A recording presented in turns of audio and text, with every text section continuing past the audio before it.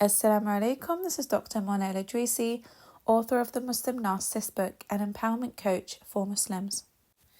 Today's podcast is a follow-up Q&A to the previous podcast about envy and jealousy. So normally when I release quite a heavy subject, I get loads of questions afterwards. So I've grouped the important ones together and I'll answer them here because I know so many people, inshallah, will benefit from the answers. So as always, please do like the podcast if it helps you, especially if it answers your questions, and do share it with people whom you feel could really benefit from this information. And as you know, you can subscribe to this channel or sign up to the newsletter on the website if you'd like to be notified about future podcast releases. So if you enjoy this content and you find it helpful, then do sign up because I've got so much more to come. Okay, I've got a whole list of many subjects that I still need to get through that will inshallah help you on your healing journey.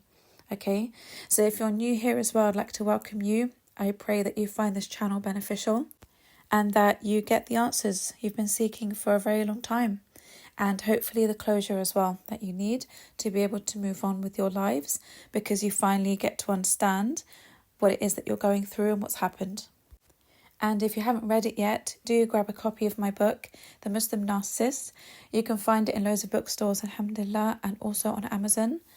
So it will help you, inshallah, to understand yourself and others and how your life has been shaped by your childhood, your upbringing, your traumas, your parents, and so on and so forth, okay?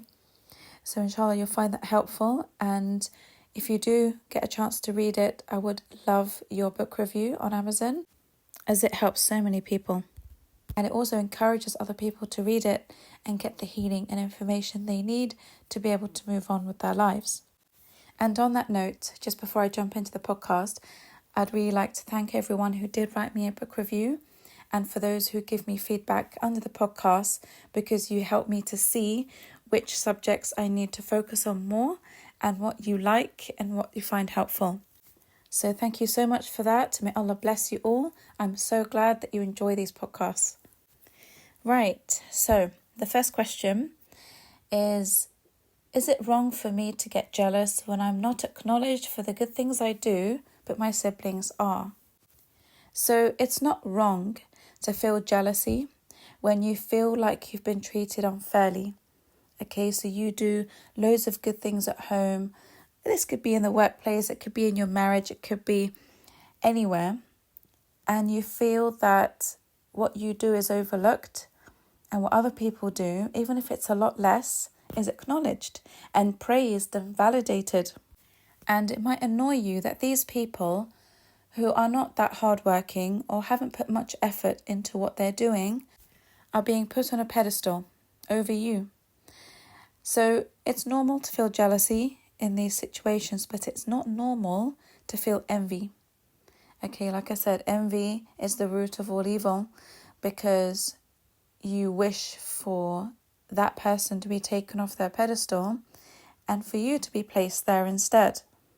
Okay, so while you might have valid reasons to be annoyed and to feel bitterness or resentment towards those people who are acknowledged, it's important for you to check your intention behind the good deeds you do and everything great that you have to offer. Okay, so if you're doing it for people to praise you and validate you, then you're going to be greatly disappointed if the people around you aren't supporters of you. Okay, or they don't even like you. And sometimes you'll be surrounded by toxic people who want to make you jealous. Okay, there are people who really fuel the envy in others because they go out of their way to give so much attention and validation and praise to someone, and they know that you've done so much more. They know you're more deserving of it, but because they are envious of you and because they want to fuel envy in you, they want to project how they feel onto you so that you mirror it back to them so that they can say you're a toxic person, when that's not the case. Okay, you just want to be recognized for the good things that you've done. So this is very difficult if you come from a family in which there is a golden child, and this golden child might be the narcissistic sibling among you. And the parents place their attention on him or her. So you will get sidelined if you're the empath or the codependent. You will, that's going to happen. So it's a very unfair situation to be in, but if you don't understand the dynamic between narcissistic parents or toxic codependent parents and their golden children who are narcissistic, self-centered, selfish, and heavy attention seekers and praise seekers, then you're going to get offended at everything. Your self-esteem is going to take a hit because you are taking it personally. Yeah, go through my previous podcasts about this and you'll understand why the empathic people will not be recognized for the same achievements, if not more, than narcissistic or toxic individuals. And that's why narcissists always have a lot more followers than empaths, and they are looked up to and they're admired and people want to be just like them, right? Because they have this grandiosity about them that causes them to be appealing to those who don't have very high self-esteem or confidence. So you will often admire people who have what you don't have. Okay, so if loads of people don't have high confidence, they will follow people who do. So narcissists have this wonderful way of presenting themselves that makes them very appealing to people. And that's why loads of people are drawn to narcissists, because they're charming and they have a way with words and they're highly manipulative. So people like to follow them more than empaths. You'll find so many channels on YouTube, for example, where people are talking about the same subject, but the narcissists are those who have the higher following. They have the huge social media accounts. They're the ones who get endorsements. They're the ones who get supported and promoted because of the way they present themselves. People don't like to follow those with low self-esteem, and they don't like to follow people who aren't famous. They don't like to follow people who don't have that social appeal. And a lot of empaths get offended by that. They're like, well, they're not even doing much on their channel. They don't even give good content. It's all a load of rubbish. But somehow they're the ones who are getting partnerships and they're getting paid so much money to create more content that's not beneficial for anyone. So it can be highly irritating and demotivating for empathic people or codependent people to see narcissists do so well when they thrive of giving knowledge or content that's not beneficial. It could be harmful knowledge. It could be incorrect knowledge. It could be gossip. It could be them dancing and prancing around and them getting millions of views, right? So a lot of people get jealous of these narcissists for being able to become famous and become rich because of their content that is recognized and acknowledged over others. So again, you can apply this to your work environment. If a narcissistic colleague is promoted and the empathic ones who stay behind, they do so much unpaid overtime, they're the ones who cover for everyone when they're sick, those people are not promoted because the employer prefers the one who is highly confident, the one who knows how to snap up all their opportunities and manipulate their way into a promotion. So a lot of people will get jealous of these narcissists, right? It's not just the empaths who are envied. There are narcissists who are envied by codependents for their ability to win in life, right? Get what they want. Codependents really struggle with getting what they want. Narcissists don't care. They will trample over everybody to get what they want and to reach their goals. Codependents don't have the confidence to do vile things like that, right? They just have, we say in Arabic, jur'ah, which is like the audacity or the nerve to trample over people and scam people and lie and deceive to get what they want. And they'll do that in their content, they'll do that in their social media, they'll do that by portraying fake facades, portraying the happy life, the perfect family, the perfect couple, the perfect Muslim. And it works in their favour. They get what they want out of it because narcissistic individuals are incredibly good at acting, right? If you look at famous actors, you'll find that the majority of them are narcissistic.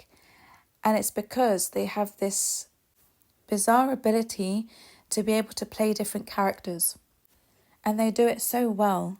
They give Oscar-winning performances by changing and morphing into someone completely different. And they do that by studying the lives and the characters of the people whom they need to be like.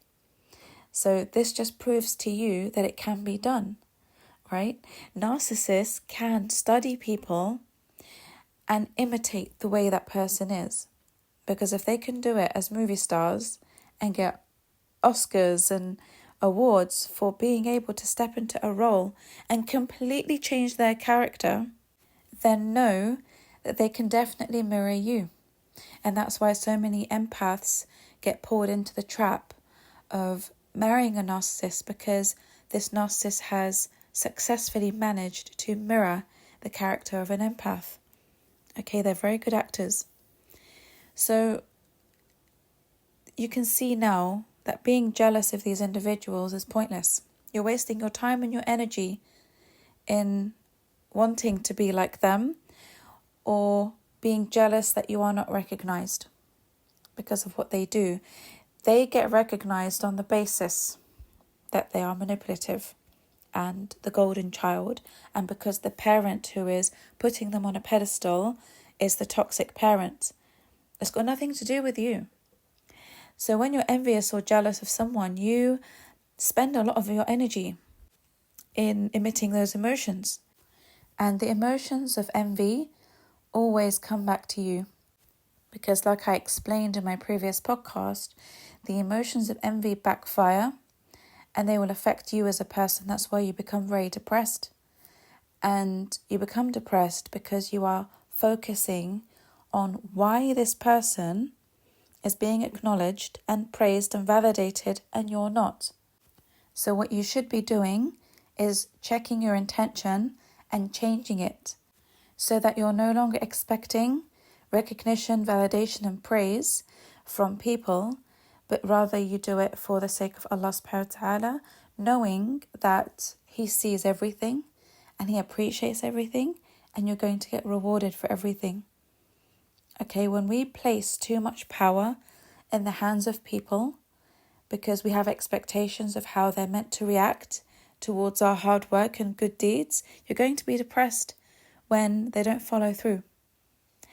And you're going to be even more depressed when you see that they appreciate and support those who don't deserve it, or they appreciate and support those who are highly narcissistic and haven't done as much work as you have to help them or look after them or make them happy or make their lives easier, right? They're not seeing any of that, which is fine. That's their problem and not yours. So that'll be the answer to that. And I'd like to remind you that Iblis had the same problem. And when you're envious of people because you aren't acknowledged and recognized, the end result can be dangerous. So Iblis was so annoyed that he had to bow down to Adam, alayhi salam. And he was so annoyed because, like I said before, he was the only jinn in Jannah. So he was very unique. He was living among angels who were very different to him and how he was created. So when Allah subhanahu wa ta'ala called them and He told them to prostrate to Adam, this masterpiece, this amazing new creation, it wasn't to belittle Iblis. Iblis had his status. And Allah creating Adam alayhi salam did not take away from the love He had for Iblis, and Allah did not take away his position as the gatekeeper of paradise. Everything remained the same. Nothing was taken away from Iblis. But Iblis could not handle that Allah asked them to bow down to Adam, and He had never asked the angels to bow down to him. So he's thinking, well, why am I not acknowledged? Why was I never seen as a masterpiece? Why do I have to acknowledge your new creation as a masterpiece when I don't want them to be the masterpiece? I want to be the masterpiece. So he immediately thought that it meant that Adam alayhi salam was the favourite, that Adam alayhi salam was going to take his place, and that he would be more loved, and that, he would have everything taken away from him, which wasn't the case. Allah's love for Iblis remained the same. However, the fact that Iblis felt that he wasn't acknowledged and validated and praised because Allah did not command the angels to bow down to him infuriated him. Okay, he wanted the angels to bow down to him too. Because when Allah commanded them to do it, it wasn't so that they worship Adam alayhi salam, it was out of respect. Because Allah is the one who is asking them to do it. If they were to do it without Allah asking them, then it would be shirk, right?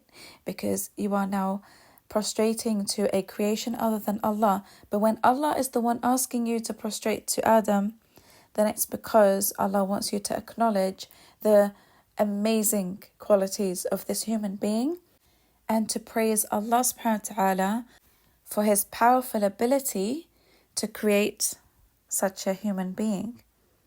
Okay, so the angels had no issue, but Iblis had the issue because he has free will, he rebelled, and he allowed envy to overpower him because he didn't feel acknowledged.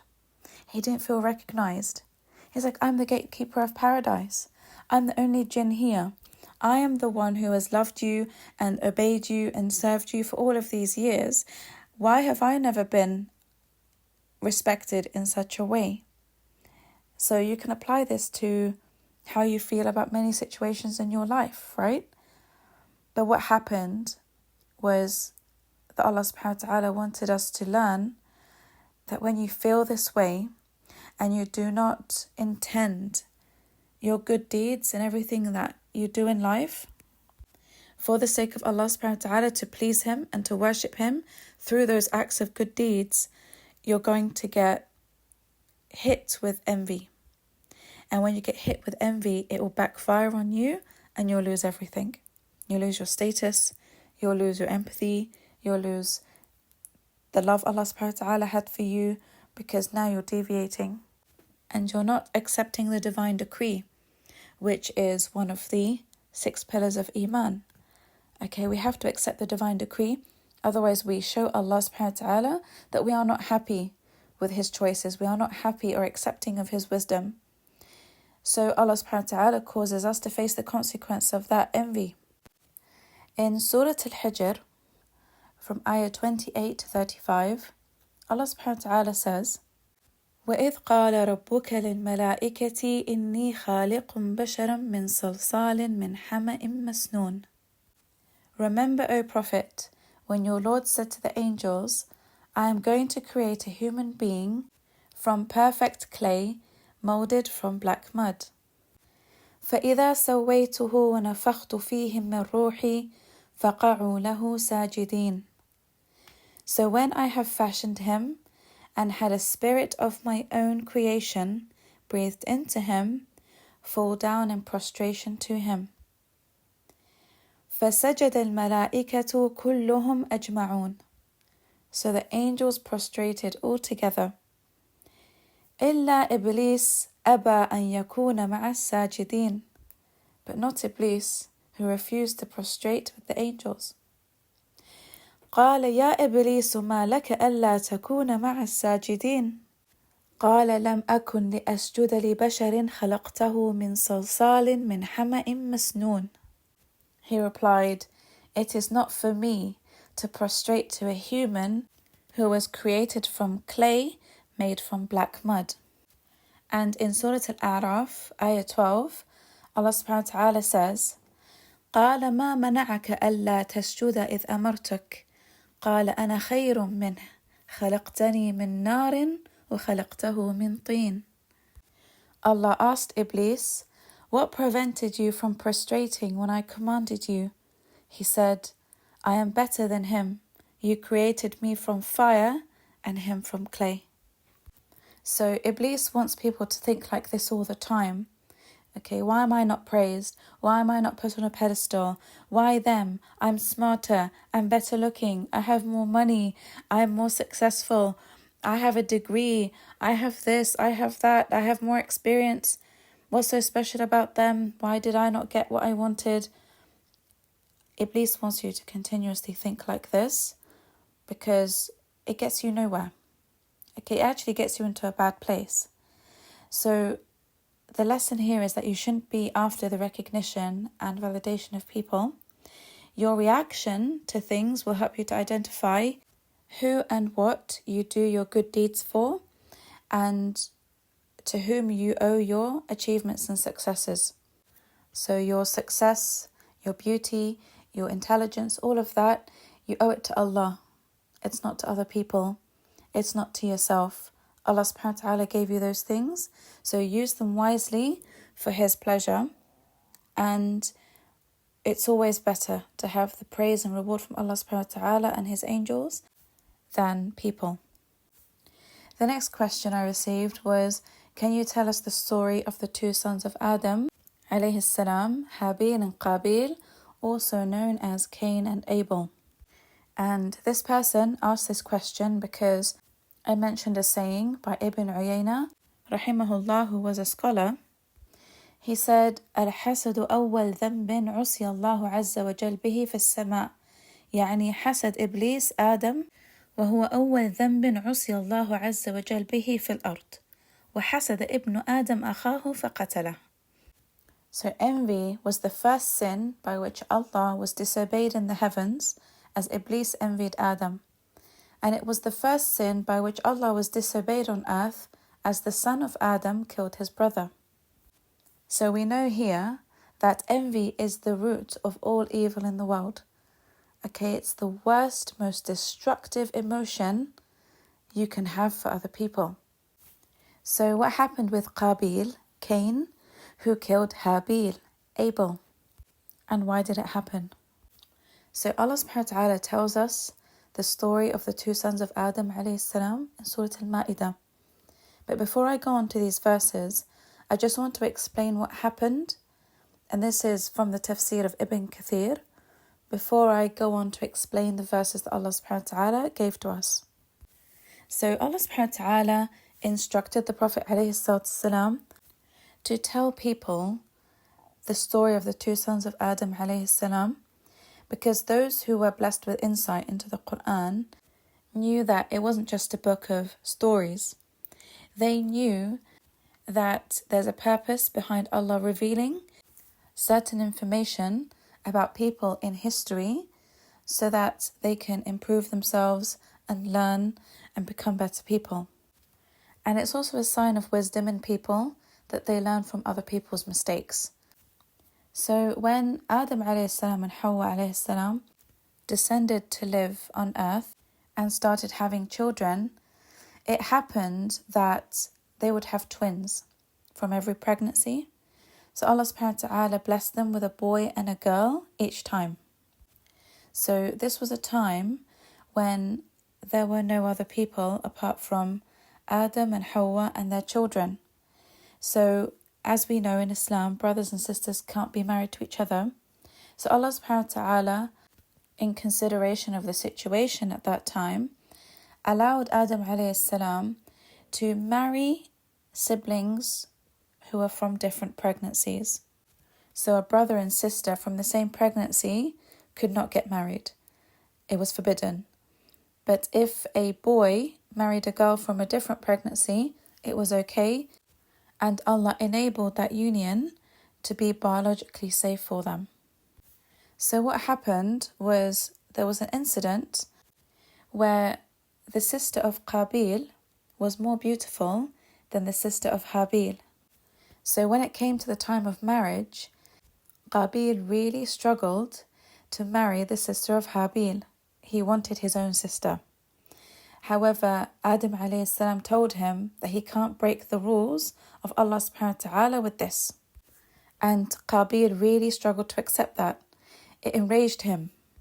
And he turned hostile towards Habil and aggressively refused that this girl who was born with him should be the one given in marriage to his brother.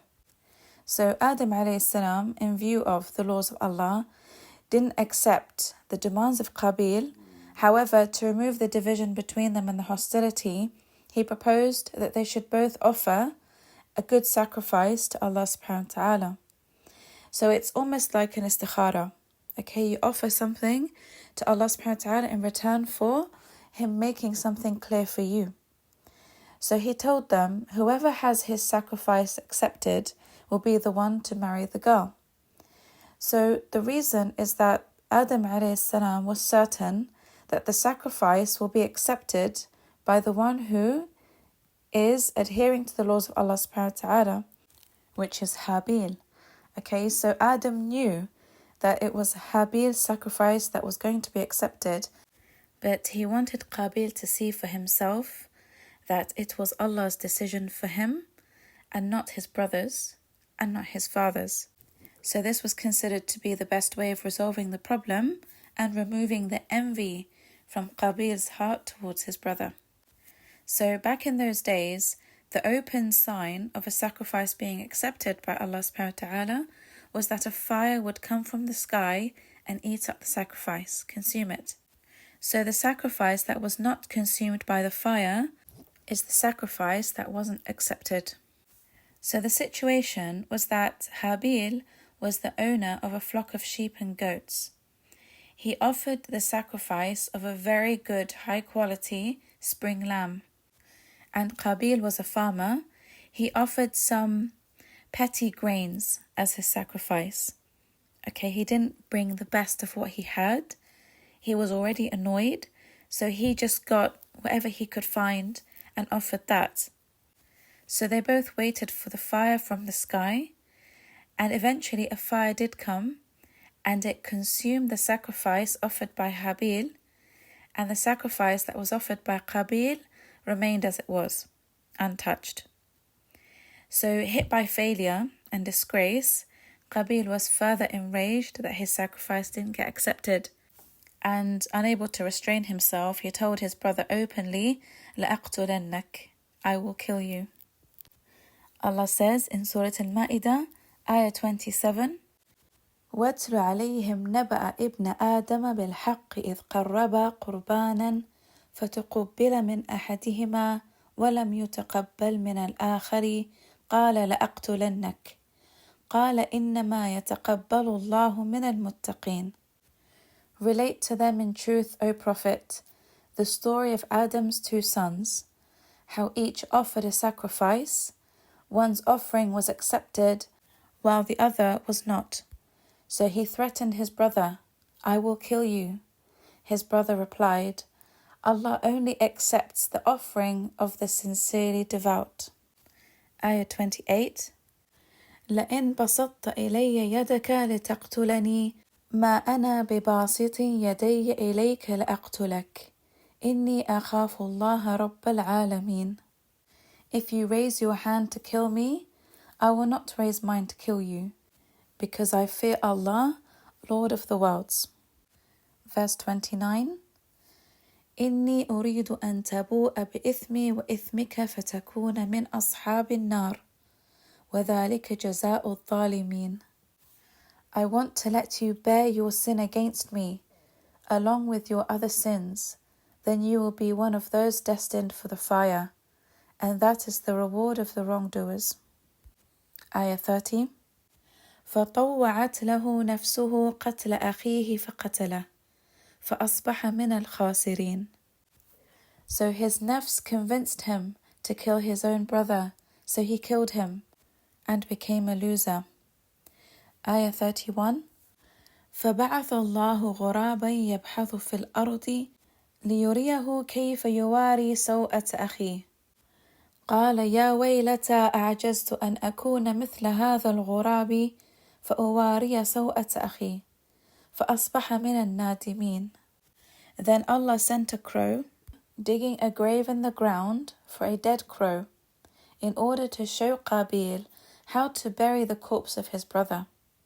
He cried, Alas, have I even failed to be like this crow and bury the corpse of my brother?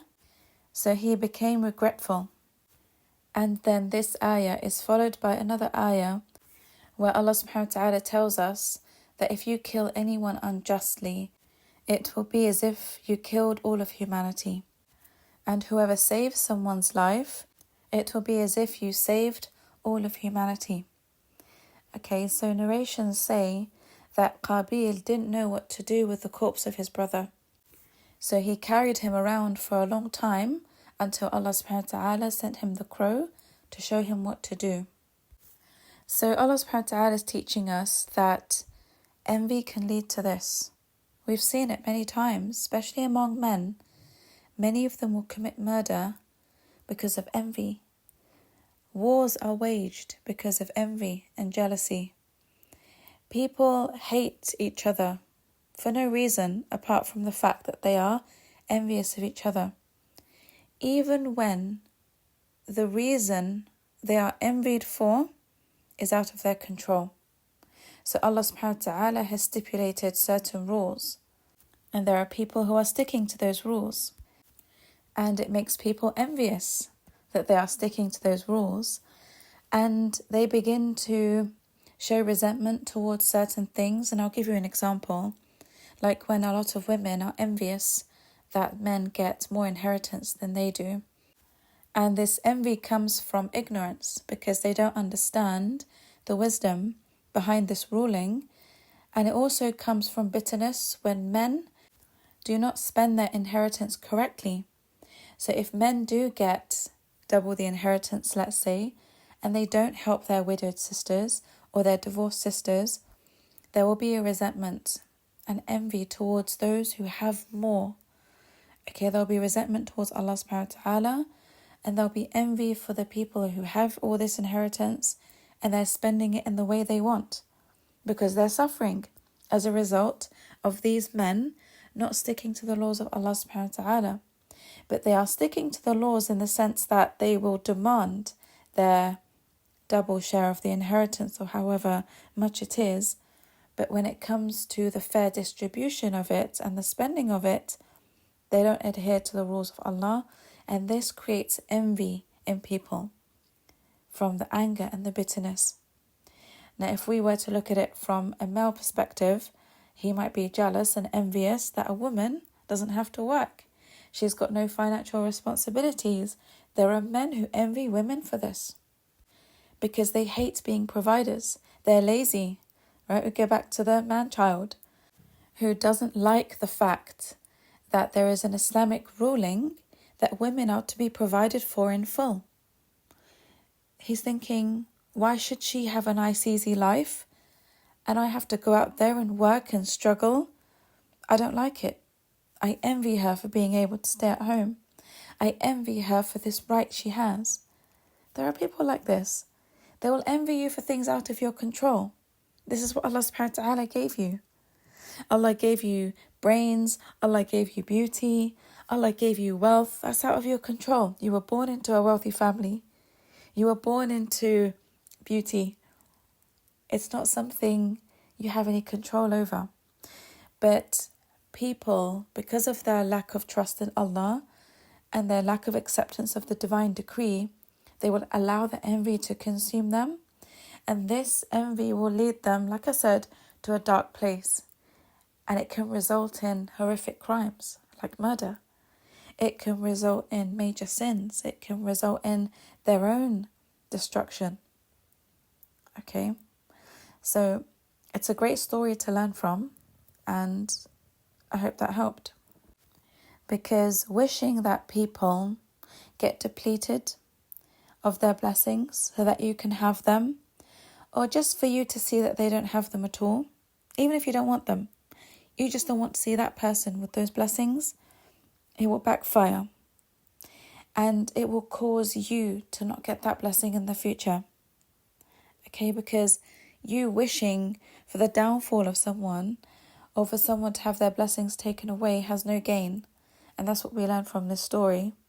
So it will actually become the cause of a great loss to you because you are not accepting the divine decree. Okay, so if you want a fruitful future, if you want your dua to be answered, if you want so much barakah in your life, be happy when people have it.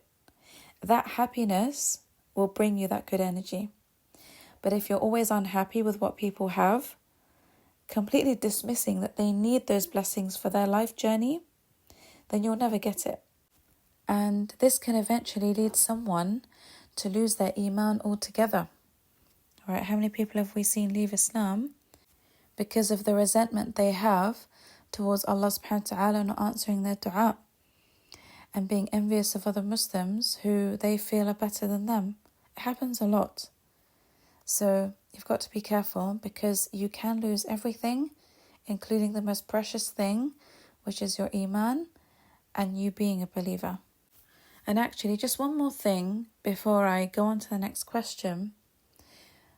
One great lesson that we get from this story as well is that we have to always offer the best of what we can to Allah subhanahu wa ta'ala, whether that's in prayer, whether that's in fasting, whether that's in charity and sacrifice and qurban, whether that's in our hajj and umrah.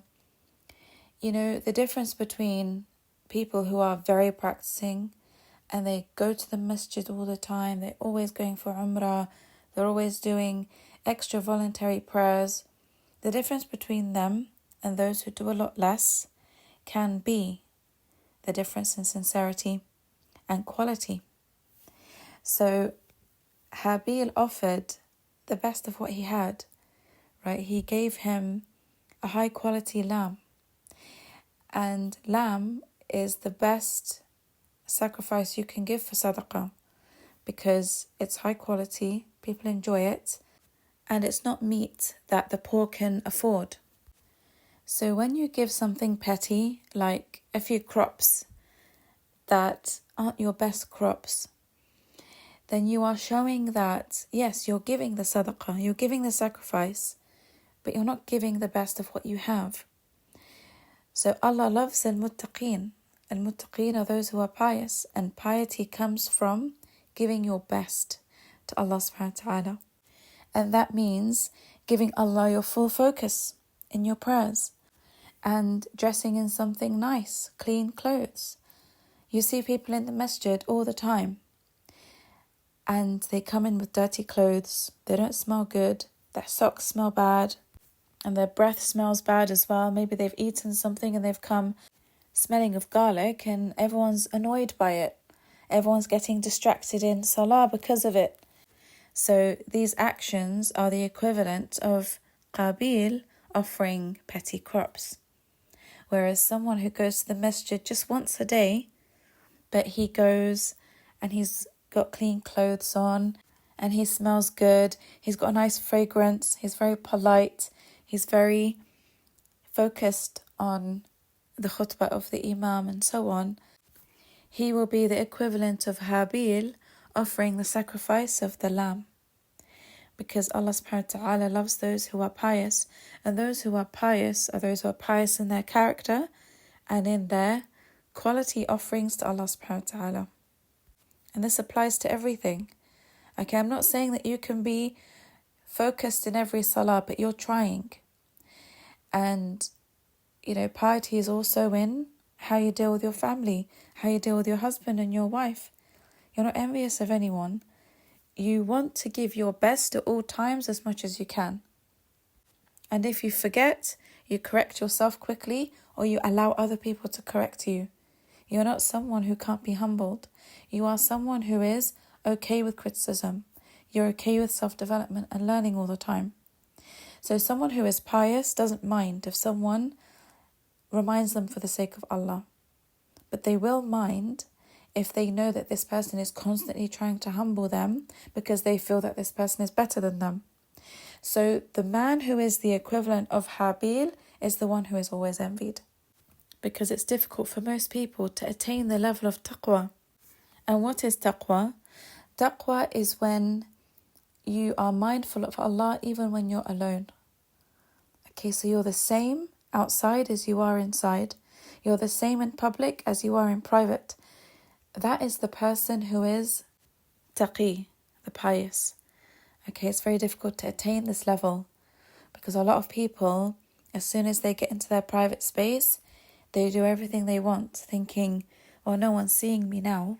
I can live a double life. they dismiss the fact that Allah subhanahu wa ta'ala is watching, because they're not really regarding Allah subhanahu wa ta'ala as an important creator in their lives.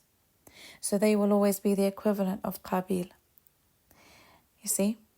So this is what this story teaches us, that in order for us to overcome our envy and jealousy, we have to always offer the best of what we can. And when we do that, we get so much barakah back. You'll get all your blessings. You'll get everything you pray for. Even if it's not immediate, you'll get it. It's guaranteed you'll get it. But when you are envious of people, you never will.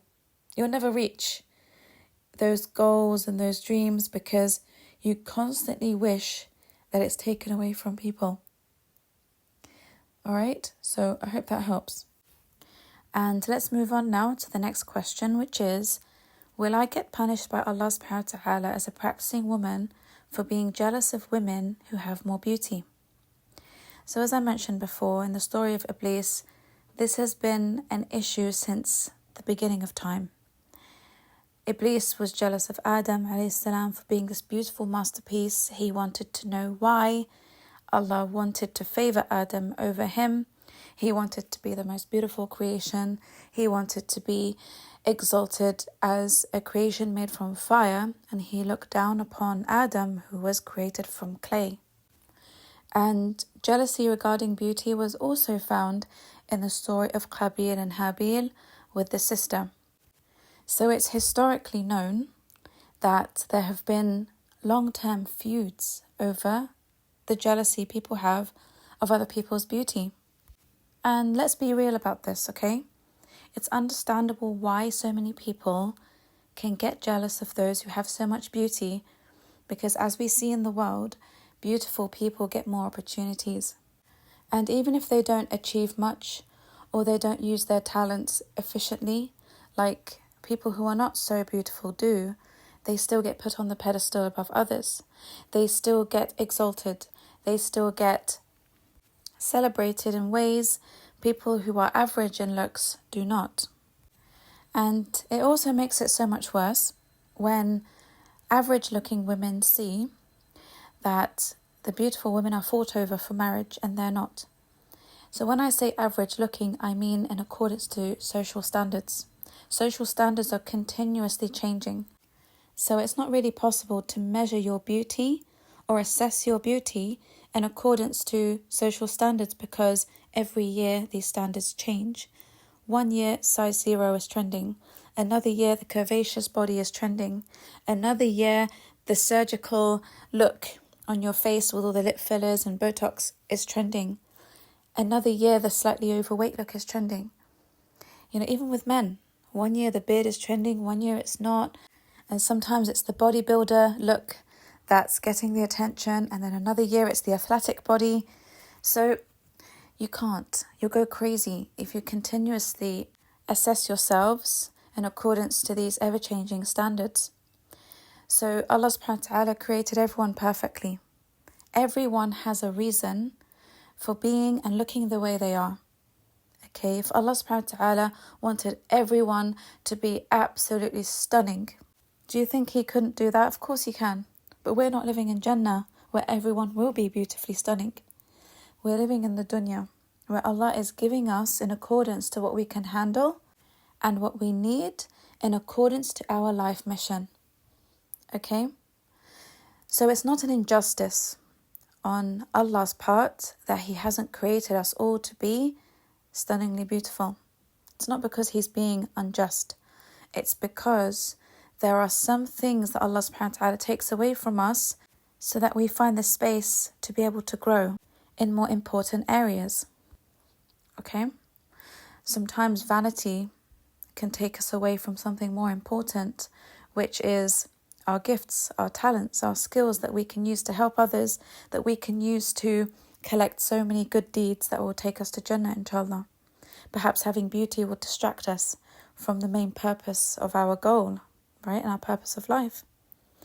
So beauty comes with 3 things. This is what we know from the Quran and Sunnah. The first thing it comes with is tests and trials. So beauty is a rizq. I'm not saying beauty is not a rizq. It is a rizq when it's used properly. And when it's enjoyed properly in halal. Okay, beauty can be a wonderful thing to have. But not everyone will do that. And they will choose to enjoy it in what's forbidden, in the haram. Okay, so tests and trials will always come with every blessing you receive from Allah subhanahu wa ta'ala. It's a given. We're in the dunya. We're going to be tested as well with all our blessings.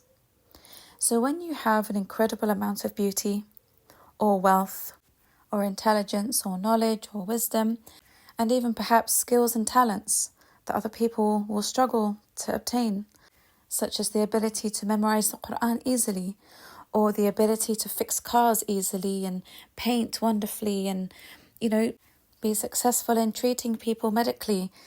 When you have all of these blessings, or at least one of these blessings, they are going to come with tests and trials.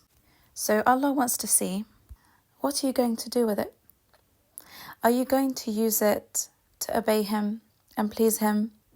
Or are you going to use it to obey and please Iblis? Okay, and when I say that, I mean, some people believe that because they're incredibly beautiful, or because they come from a high status family, like a royal family, or because they're wealthy, they are better than everyone else. They develop this arrogance within them that makes other people feel that they are beneath them. And they become very egoistic, and they start showing off their beauty and showing off their wealth and what they've bought, and they show off their status. And you will see excessive selfies of people who want to be constantly admired and praised and lusted over, because that's the whole point of them always portraying themselves in the best way they can. They're glamorized, they're filtered, they are, hungry for this attention from people to recognize and acknowledge that Allah gave them all this beauty, so I must be put on a pedestal, and I want everyone to almost worship me. I want everyone to worship this beauty that I have. And I've set a standard now because Allah's made me so beautiful, so I'm going to show off. And they will look down upon people who aren't that pretty. They won't befriend people who aren't very good looking. And this is only the case for those who are not overt. So if someone is an overt narcissist, they will only associate with very good looking people. If they are a covert narcissist, they will prefer to be around people who are not as attractive as they are, because it makes them stand out. Okay, when they're in a group, when they're out, people will say, oh, she's so beautiful, she's the most beautiful among her friends. She will actually pick to hang out with women who are not as attractive as her if she's covert.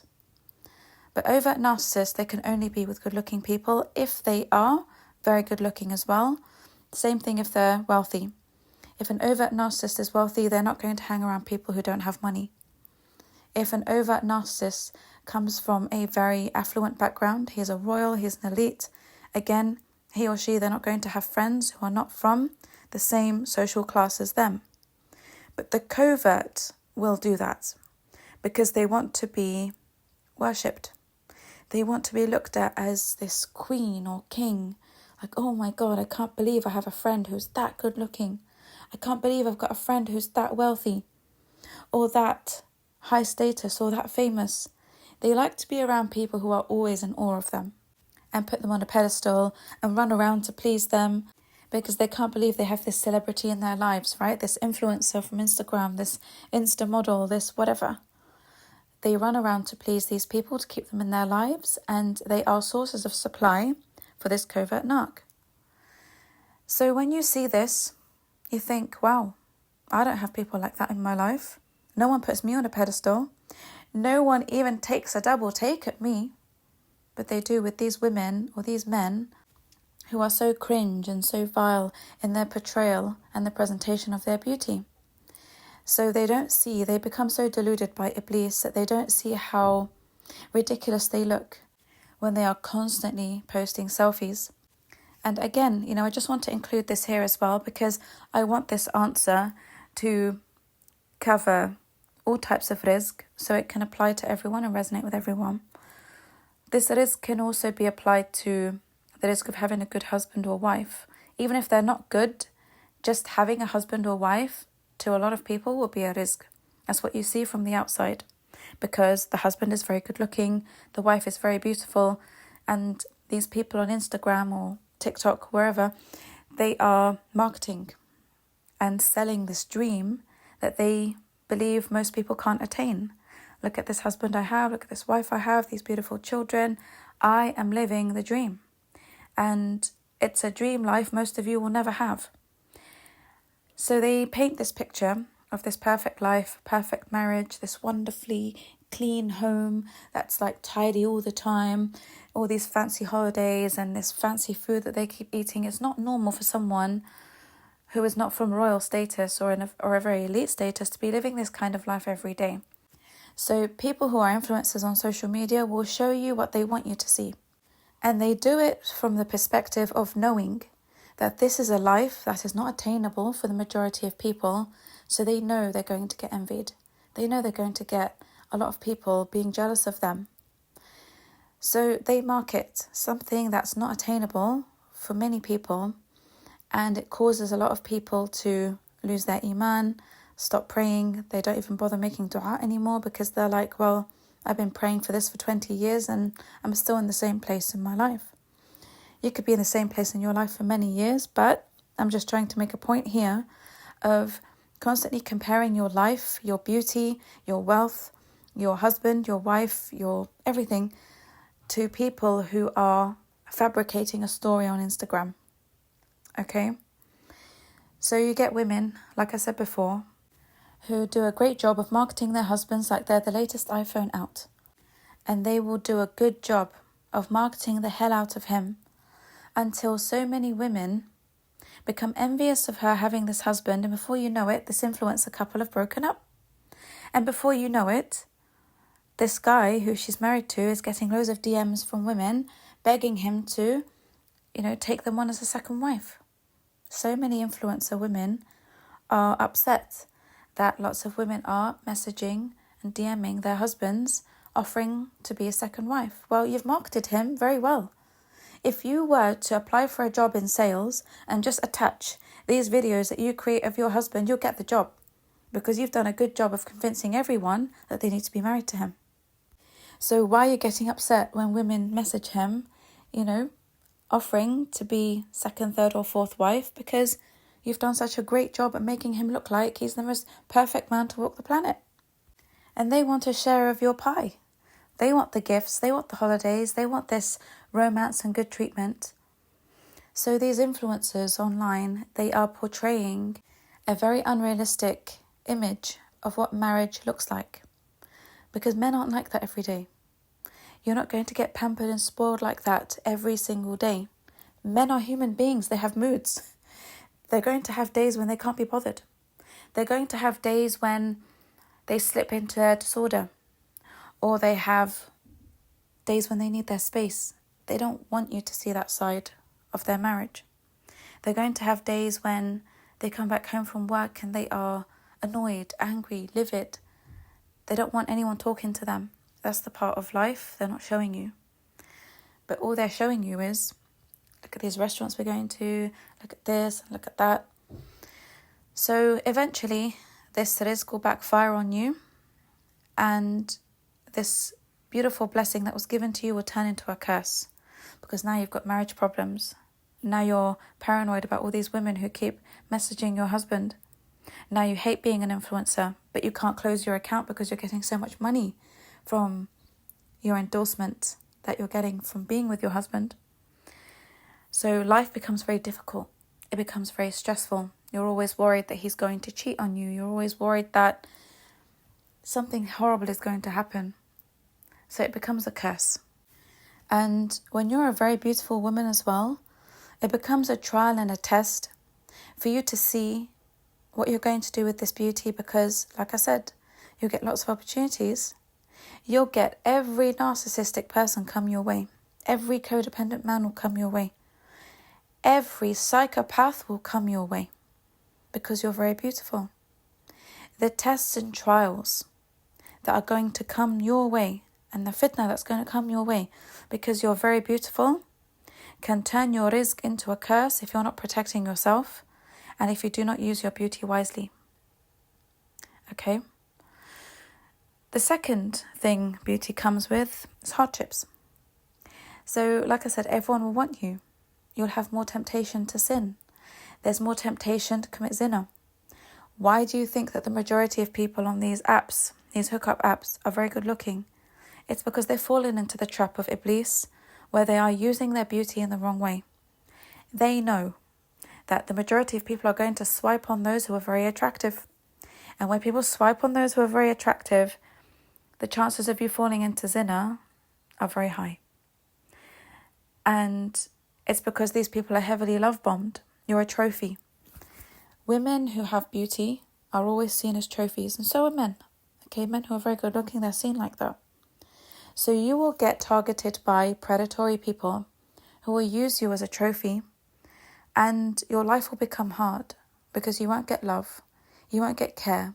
You're just used for being this beautiful prop or accessory that goes with them everywhere. And you will really struggle in dealing with the fitna because you're trying to be a good Muslim, but because you can't help but show off your beauty, you can't help but go out in miniskirts, you can't help but display your body and act inappropriately, that shows people online that you are desperate for that validation. Because you're not stopping any of that, you're creating hardships for yourself. Okay, your life has now become hard and you're getting tested all the time and you're failing those tests. So women who don't cover will attract everybody. Like I said, not just the psychopaths and narcissists and codependents, you'll also attract those who are not Muslim. You'll attract the Buddhists and the Sikhs and the Hindus and the Christians and the Jews and everyone. So your option pool will be a lot bigger, which means the fitna is a lot greater. Okay, you're going to get very good looking men coming to you who are Christians and Jews and atheists and all sorts. And you're going to struggle resisting that temptation. So it's just food for thought, because not everyone who is beautiful has an easy life. With great beauty comes great hardships and great trials. And perhaps Allah subhanahu wa ta'ala is saving you from that. He's protecting you from that level of hardship. Because Allah knows if He was to give you that level of beauty, you'd be the same. And you'd lose yourself. And you'd get involved in so many haram relationships that can lead to even greater problems. You know, it can lead to abortions. It can lead to being abandoned. It can lead to diseases, HIV. It can lead to being left as a single mother. It can lead to so many issues that Allah is protecting you from. So sometimes Allah will decrease the amount of beauty a woman has or a man has to protect them from a greater fitna. Okay? You might think you can handle it. You might think that, even if I was the most beautiful woman, I would still cover, I'd still wear my niqab, I'd still do this, I'd still do that. But Allah knows best. Allah knows better what you would do. He will not give you something you can't handle. And this is for the believer. So non-believers or people who don't care that much about Allah subhanahu wa ta'ala, they will be given rizq as a trial. Okay?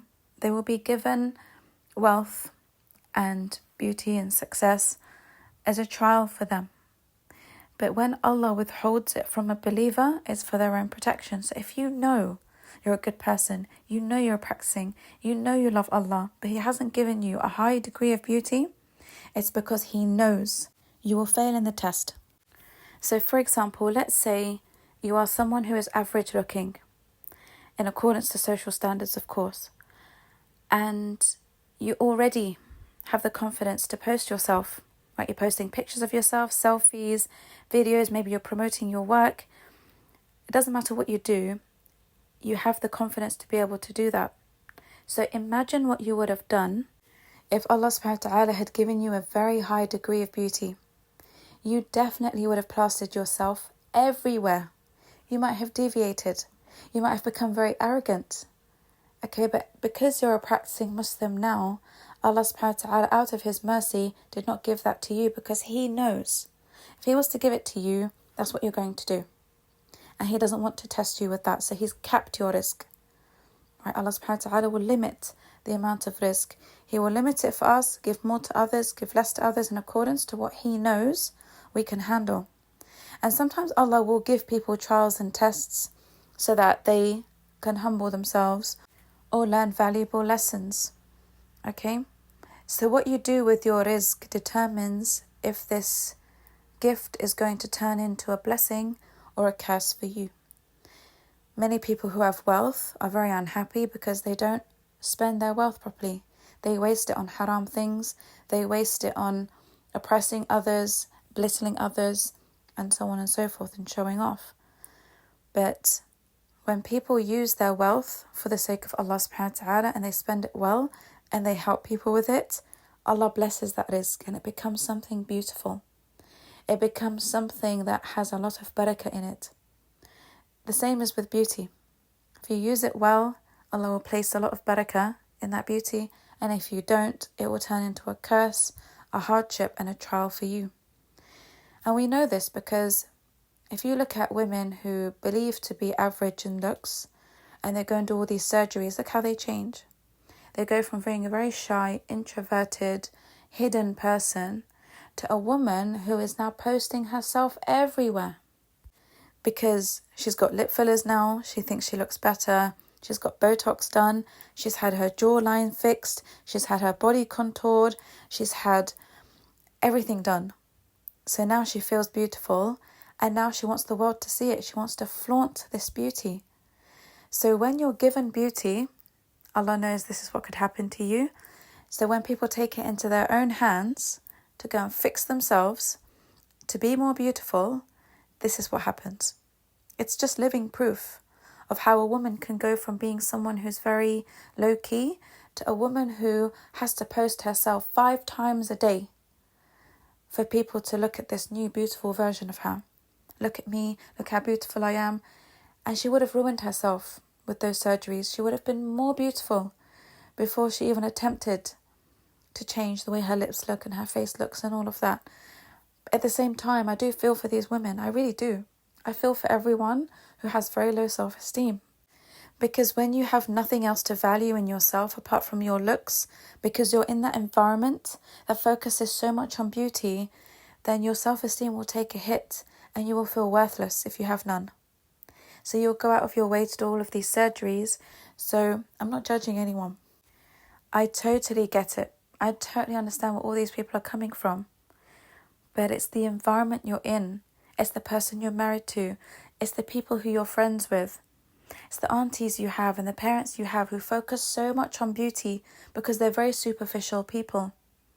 So when that becomes the prime focus and what gives you value, you're going to get yourself in debt because you need to now pay for all of these surgeries and procedures that are going to make you acceptable, right, and approved in the society you come from or in the home you live in. Sometimes it's your husband who says to you, you know, my ex was a 10 out of 10, you're just a 6 out of 10 for me.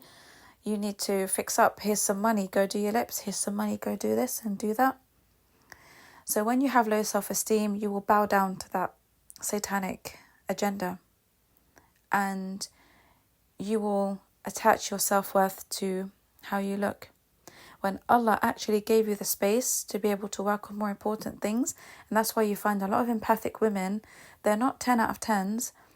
They'll be average looking, but their character is amazing. And their deen is on point. Their connection with Allah is beautiful. Because it's not their looks they're focusing on. Khalas, they don't have it. I'm going to focus on something else. I'm going to make use of other gifts that Allah subhanahu wa ta'ala gave me. And that's why believing men and women are on a whole other level than other people, because they gain their self-worth from their connection with Allah, from their good moral character, and from the gifts and talents that they've been given by Allah. They don't focus on the superficial things that they have no control over.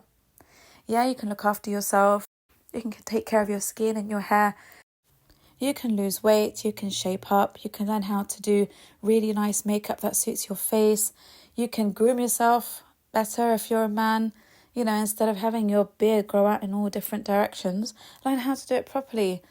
and spend some time, going to the barber to get it done, go to the gym, build some muscle, become athletic. All of these things really help your self-esteem. If you feel like you're very average or not that attractive, you'll be surprised at how much of a difference just looking after yourself makes. It can make you feel and see yourself as more attractive. You'll feel better in your own skin and your own body.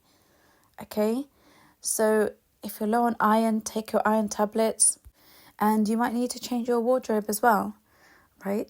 Go to a stylist who knows how to dress your body shape, and there's so much you can do to enhance the way you look without going to loads of procedures and surgeries to completely change how you look, which is haram.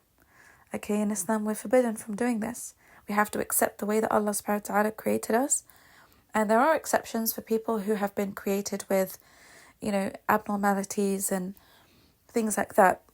I'm not judging anyone who goes to get procedures and corrections for things that make their faces unattractive. However, when your nose is perfectly fine, when your jaw is perfectly fine, when your lips are perfectly fine, and you change them to look like Kim Kardashian or to look like celebrities or to look like everyone else, this is where you cross the line of being halal and haram. Okay? And try and lessen the amount of posting you do of yourself, because, like I said, it's at the detriment of your own well-being. I understand that you might be suffering from low self-esteem and the validation helps. It's nice to have people tell you all the time that you're beautiful, but look at your audience. Look at who is telling you all of this. You've got so many haters on your page. You've got so many sleazy, disgusting, vile men on there as well who are just lusting all over you. It's honestly not flattering to get any compliments from people like this. And the majority of them will be predators. Okay, there'll be narcissistic predators looking for victims. They know when someone has low self-esteem. They are the men in your DMs. Right? So be careful. I get it. I get that you want the validation, but when you're getting envy from haters and people who are jealous of you, it's working against you. Okay, it's working against you. Before you know it, you'll struggle to get married, your hair will fall out, you'll get health problems out of nowhere, you'll have PCOS, you'll have all sorts of issues, and you won't know where they come from. It's because when you constantly post yourself and you show that you have all this confidence and whatnot, you're going to attract bad energy to you. As well as, having people share your photos and videos with everyone they know, and they're picking on you, and it's just not worth it. So be private and low-key as much as you can, because, like I said, you've got to protect yourself. And I say this to you out of love. I know that people do this out of low self-esteem, but wallahi, I'm telling you this out of love. Because even if you're getting the compliments and validation, you're also getting very high doses of evil eye. And it's affecting your life in ways that you can't imagine. So know that if Allah subhanahu wa ta'ala hasn't given you a high degree of beauty, it's because He knows you can't handle it. And He also wants you closer to Him. Because He knows that beauty is a distraction. And beauty will also tempt you into sin. And the third thing that beauty comes with is responsibility. When you have a high degree of beauty, you have a responsibility of not becoming a fitna for other people. Okay? So when you exploit your beauty and you're showing off, and every year you remove more and more clothing, you show more and more skin, and you believe you're better than everyone else, and you're showing this radiant confidence in your videos, what's going to happen is that you become a fitna for people. You become a fitna for men who are struggling to lower their gaze. You become a fitna for married men. You become a fitna for women who are struggling with envy. You are becoming a fitna for people who are feeling so depressed because they feel so ugly. Maybe they're told they're ugly. Maybe they've been bullied for the way they look. Maybe they've been compared to you. Maybe their husbands have divorced them because they're not attractive. There are loads of reasons why people will be depressed and envious of women who are beautiful or men who are beautiful. So it's your responsibility to lessen the fitna that people are exposed to because of your blessings. And again, this applies to every blessing you receive, whether that's money, success, fame. You have a responsibility. If you have knowledge, you've got a responsibility that comes with that. If you've got success in your business, you've got responsibility that comes with that. You've got to pay everyone on time. You've got to make sure that you pay your zakah. You've got to make sure that you do this and you do this and you feed the poor and you give your sadaqah and you take care of your family. You take care of the women under your care. You take care of the children, the orphans in your family. You've got a lot of responsibility that comes with a lot of wealth. It's the same with beauty. If you do not take care of the responsibilities that you are given, then you will fail in that test miserably. And what will happen is you will accumulate a lot of sins on behalf of other people who fell into sins and fitna because of you. So you will be accountable for being their hardship out of choice. Because if you wanted to cover it, if you wanted to conceal those blessings and not show off and not brag, then you'll be rewarded for that, because Allah subhanahu wa ta'ala knows it's difficult to not show off when you have so many blessings. He knows you want to share it with everyone. He knows you can't wait to tell everyone about it, but your fear of Allah stops you from doing that. And you know you might be a woman who has an incredible amount of beauty, but because you wear hijab or you wear your niqab, you're unable to show it to the world. You might struggle because of that, right? You might struggle to get married because of that, because of your decency in covering up the blessing Allah subhanahu wa ta'ala gave you. You're not exploiting it. And you're not doing that because you know your self-worth is attached elsewhere. It's attached to your connection with Allah. I have seen women who wear niqab and mashallah, tabarakallah, they are stunning under it. You'd never think that there's a 10 out of 10 under that niqab. But it's because these women's value doesn't lie in their beauty. It's normal for them to look like that. They don't see themselves as anything special. They're very humble. So they prefer to put all their effort into their religion, into their character and other things. Some of them are medical doctors, some of them are dentists, some of them are nurses. And it amazes me, the people I've met on this journey. And when you speak to them, they honestly don't even see the beauty they have, because Allah subhanahu wa ta'ala has allowed them to be humble about it. So even if you tell them how beautiful they are, they're not that comfortable with hearing it. And it's wonderful because you see how much they've flourished in their life as a result of not putting all their focus on their looks. They've become even more beautiful as a result. And they remind me of those gemstones that you find in the mountains. You know, the rock is black on the outside, but when you dig into the mountain and you discover that these rocks have purple, pink, yellow, white, blue crystals in them that are so beautiful, like amethyst, you'll understand that the real beauty that has value is hidden, like pearls at the bottom of the ocean, right? Only the bravest diver will go down there to collect them. They're not found on the shore.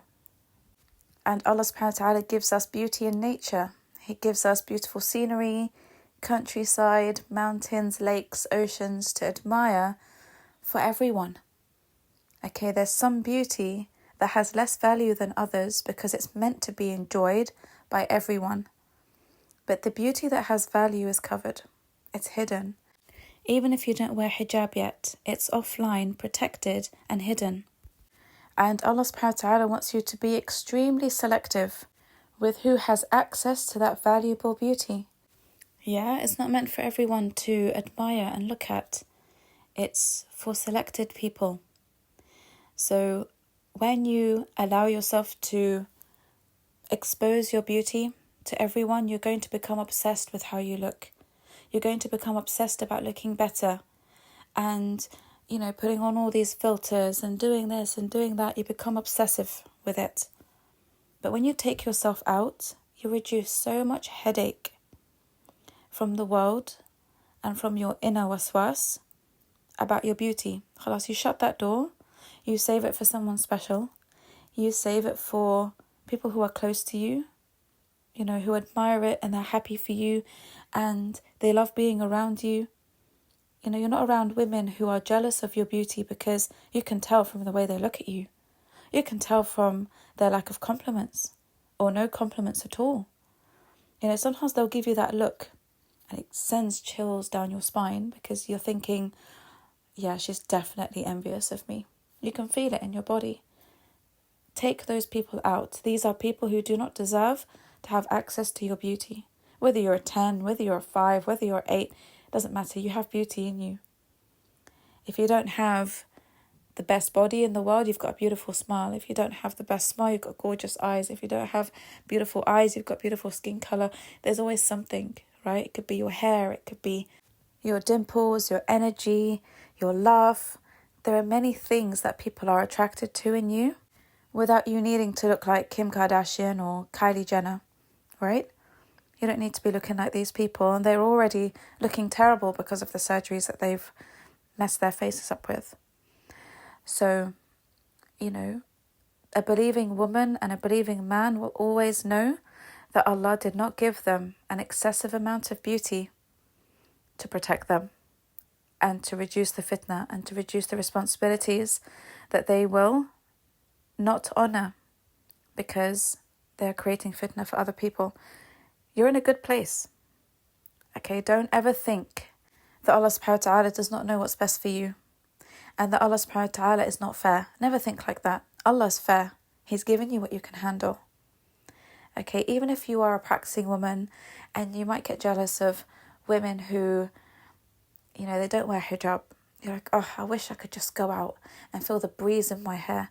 I wish I could enjoy my beauty and enjoy my youth and not have to wear this. Yeah, I think most of us have had those thoughts, right? Most of us have had those thoughts. Women who wear hijab will think of that from time to time, especially when it's hot and you just want to take it off and you just want that bit of freedom, but you can't because you have to honour your word with Allah subhanahu wa ta'ala. You've got to honour your faith. You've got to honour that connection you have so that Allah can give you more barakah. It becomes a test and a hardship. It's a trial. But Allah knows you can handle it. That's why you wear hijab and other women don't. Allah's given you the hijab because you can handle it. Lots of women who couldn't handle it took it off. So if you're beautiful and you're wearing the hijab, be proud of yourself because it's not easy. Every single woman who wears hijab, I promise you, they will say it or not say it, have wished that they didn't have to wear it at some point. Especially when you get older. Hijab becomes a real struggle when you get older and you're unmarried and you feel like you would definitely be more attractive if you didn't wear it. Yeah, we've all had those thoughts. But because your self-worth doesn't lie in you removing your hijab to get validation from people and to feel better, then know that that's a mercy from Allah subhanahu wa ta'ala for you. Okay, that you've managed to find in your life journey a way of assigning your self-worth to Allah and your obedience to Him. Okay, when you do that, everything else becomes easy. It becomes easy to obey Allah with hijab, and it becomes easy to obey Allah in how you spend your money and how you privatize your life and your blessings, and you don't exploit your children online because they're beautiful. You don't expose your husband online because he's a great guy. You don't do any of that because that's not where your self-worth lies. If you were to lose all of that, you'd still have Allah subhanahu wa ta'ala and you'd be happy with that. And this is what every Muslim needs to achieve, to be able to be happy and content with their lives. Because once you do, you won't care about who's more beautiful than you. I'm telling you, you will not give two monkeys about it. And you won't care who got promoted because of their beauty, who got married because of their beauty. You won't care about who gets put on a pedestal because of their beauty. You'll no longer feel jealous of others or envious of others because of what they have when you know your self-worth is not tied to those things. You only become jealous when your self-worth is tied to that. So ask yourself, what is it that I'm jealous of? And you will find that is what your self-worth is attached to. And that needs to change. So if you want to eliminate the envy in your heart or the jealousy in your heart for other people, because you're focusing too much on what you don't have rather than what you do have, then work on that. Okay, work on that insecurity. Work on that attachment you have to beauty. Where does it come from? Why am I so obsessed with beauty? Why do I feel other people who are more beautiful better than me? Is it because of the way I've been raised? Is it because of this? Is it because of what people have told me? Is it because of my parents or my friends?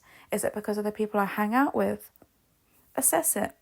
Find out where the root cause is and then eliminate it, cut it. And start to focus on what you do have and work on that so that no matter what other people have in their lives, it doesn't affect you. You won't be bothered if people are more rich, if people are more successful, if people are more religious. You're like, okay, I'm triggered by that person who's more religious because I don't have that. I feel jealousy because I feel they're more loved by Allah. What can I do to be more loved by Allah? Simple. But a lot of people don't want to do that work. If you need one-to-one counselling, coaching with this, I can help you with it. Just drop me an email and we can work on it. But that's what you need to do, okay? And just before I wrap up the answer to this question, I want you to remember the story of Yusuf alayhi salam. Him and his younger brother, Binyamin alayhi salam, were the sons of Yaqub alayhi salam's second wife, Rahil, otherwise known as Rachel. And their older half-brothers had a mother called Leah. And Yaqub alayhi salam loved Rahil very much. And he had these two sons from her, and they were very precious to him because they came from this woman. And they happened to be very beautiful. So the special love that Yaqub alayhi salam had for these two little boys made their half-brothers very jealous, envious and angry.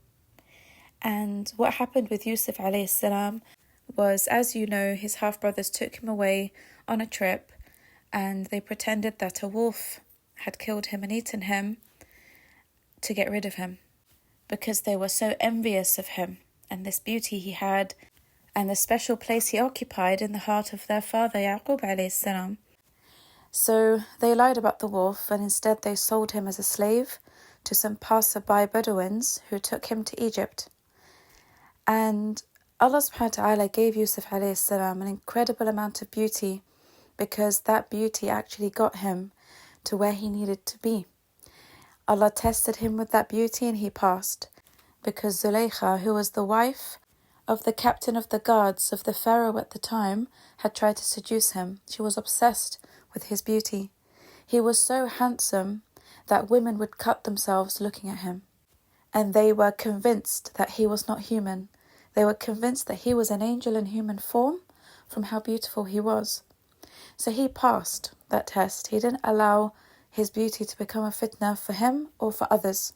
So he was unjustly sent to prison where he spent many years interpreting dreams for people. And subhanAllah, that beauty that got him sent to jail was what gave him the status he had in Egypt later as the ruler of the land. So Allah subhanahu wa ta'ala knew that he would be used as an example of a man who has incredible beauty and is able to restrain it. And as a result of that restraint and control and fear of Allah, Allah opened the doors of Egypt for him. And great blessings came his way. Okay? When Allah gives you such a great blessing and you use it for the sake of Allah, your blessings will increase tenfold. Because Allah wants to use you as an example. Look how rich he is, but look what he did with it. For my sake and for the sake of the people, for the greater good. Look how beautiful she is, but how God-fearing at the same time. Allah wants to use people who have a lot of rizq as examples for others, so that they can be inspired by those people. When you see someone so beautiful restrain themselves like that, you know it's possible. You know that this person has an incredible amount of self-worth attached to Allah, and it inspires you to be like that too. It inspires you to work towards that. So when you see people constantly failing in their tests with the blessings that Allah gives them, you'll start to look at it from a perspective that's very petty. Okay, it's almost pathetic that people are constantly failing because they can't control themselves. They have no self-discipline and any regard for Allah subhanahu wa ta'ala or any consideration for people and their unfortunate circumstances. Right? You're bragging about your husband, but there are women who are going through domestic violence. There are women who have nowhere to go. There are women who are being abused daily. But you find it okay to post your holidays and your gifts and this wonderful life you have, showing the world that, I deserve a good man and you can stay stuck in your situation. I'm not saying that you're responsible for everyone's situation. Of course you're not. But have compassion and mercy for those who are watching and you know they're watching. Fear Allah in what you post. Okay? Allah subhanahu wa ta'ala gave us the stories of the Prophet so we can inspire others and be inspired ourselves. Okay, that's how we elevate our nafs. And what's beautiful about this story as well is that Allah subhanahu wa ta'ala accepted the repentance of his brothers later, who regretted what they did when they saw how Allah subhanahu wa ta'ala had protected and blessed Yusuf alayhi salam. And this confirmed to them that he is indeed a chosen one. Right? He is indeed a prophet who was chosen by Allah subhanahu wa ta'ala, and he elevated him. So the prophets who are mentioned in the Quran are those who had a direct relationship with Allah subhanahu wa ta'ala. And the other prophets, there were thousands of them, didn't have that, but they were sent with the message of monotheism and morality. And Allah subhanahu wa ta'ala, in his wisdom, he allowed Yusuf alayhi salam's brothers to become prophets so that they could teach people about envy and the dangers of it. So Allah is so merciful, and he promises everyone that if you sincerely repent and don't go back to a sin, especially that of envy, then he will bless you in ways you can't imagine. So moving on to the next question, which is, I'm so good to people and help them all the time, but I recently found out that a close friend of mine and my sister, who I do so much for, hate me. And this came out for both of them in very ugly verbal fights like you mentioned. How do I deal with this? I'm so depressed because of it. So the way you deal with it is to distance yourself from your sister and to completely cut off this friend. Because if they have shown their true colours, then it's not safe for you to be around them spiritually anymore. They will affect your energy, they will affect your life, they'll affect your rizq, they'll have their evil eye on everything you do. So I would say distance yourself and cut off that friend. She's not a friend. She's shown who she is. You don't need her around. And these people usually keep up a facade, a fake face of liking you because they are benefiting from your supply. So they have something they need or they benefit from. And while they're extracting, they can't help but envy you for all this supply you actually have. Like, how is it that this person has all of this? They'll envy you for it, they'll hate you for it, and then one day, because it will bubble up so much, they will release it in a verbal rage and the truth will come out. And the truth comes out as a mercy for you. Allah subhanahu wa ta'ala wants to expose those people so you know who to distance or cut yourself from. A lot of empaths, they believe the nicer I am to people, the better chances I have of people liking me and treating me well. But it doesn't work like that with toxic people who are out to use you and abuse you. They want to extract and deplete and drain. They don't care about your well-being. They don't care about what you have to go through for them. It doesn't work like that in their minds. It's a huge mistake empaths make, that they expect from people what they expect from themselves or what they hold themselves to as a moral standard. So when other people don't do that, you will fall into a depression because now you start to believe it's you. Maybe it's me. I'm the one who's the problem. Maybe it's something that I've missed. Maybe it's something that I've done. Because when you don't understand that there are people who think in a different way to you, then you will get depressed. Okay? Look at the example of the Prophet ﷺ. He was an empath and he wanted to help everyone. He did so much for people to try and open their eyes, to help them form a connection with Allah subhanahu wa ta'ala and to know Him. He did a lot. He would answer their questions. He would give them time. However, he was envied so much by many people, especially the Jews and the Christians, because he wasn't from the lineage of Jesus and he wasn't from the lineage of the Jews. So they refused his message based on that. They said, no, the final prophet has to come from us. So they envied him for who he was and for something that was out of his control, because Allah subhanahu wa ta'ala chose him to be the final prophet. In Surah An-Nisa, ayah 54, Allah subhanahu wa ta'ala actually admonishes the Jews for being unreasonably envious of the Prophet ﷺ, because they envied him for something that wasn't his choice. Okay, Allah subhanahu wa ta'ala says, أَمْ يَحْسَدُونَ النَّاسَ عَلَى مَا آتَاهُمُ اللَّهُ مِنْ فَضْلِهِ فَقَدْ آتَيْنَا آلَ إِبْرَاهِيمَ الْكِتَابَ وَالْحِكْمَةَ وَآتَيْنَاهُمْ مُلْكًا عَظِيمًا فَمِنْهُمْ مَنْ آمَنَ بِهِ وَمِنْهُمْ مَنْ صَدَّ عَنْهُ وَكَفَى بِجَهَنَّمَ سَعِيرًا. Do they envy the people for Allah's bounties upon them? Indeed, we have given the descendants of Ibrahim the book and wisdom, along with great authority. So Allah subhanahu wa ta'ala here is confirming that it is the descendants of Ibrahim alayhi salam who will have the final book and wisdom and the authority of being a prophet among the people. So the knowledge, the grace, the high rank and status, and the grand mission and wisdom that was given by Allah subhanahu wa ta'ala to the Prophet Muhammad alayhi salam made the Jews extremely jealous of him. Okay, so Allah admonishes this attitude of theirs because their envy was unreasonable. Okay, so Allah is asking them, what is the basis of your envy? And in the tafsir of Ibn Kathir, it's mentioned that Allah subhanahu wa ta'ala was challenging them to think about their reasons. So if it's because you think you are the real inheritors of the kingdom and what He has been blessed with is actually yours, then obviously this is wrong. So Allah's made that clear that they are wrong, because right now the Jews have no kingdom. So even if you came to have some of it, you are not the kind to give anything to anybody. This is why Allah didn't give it to them, because they're selfish and they wouldn't be able to distribute rizq properly and fairly among the people.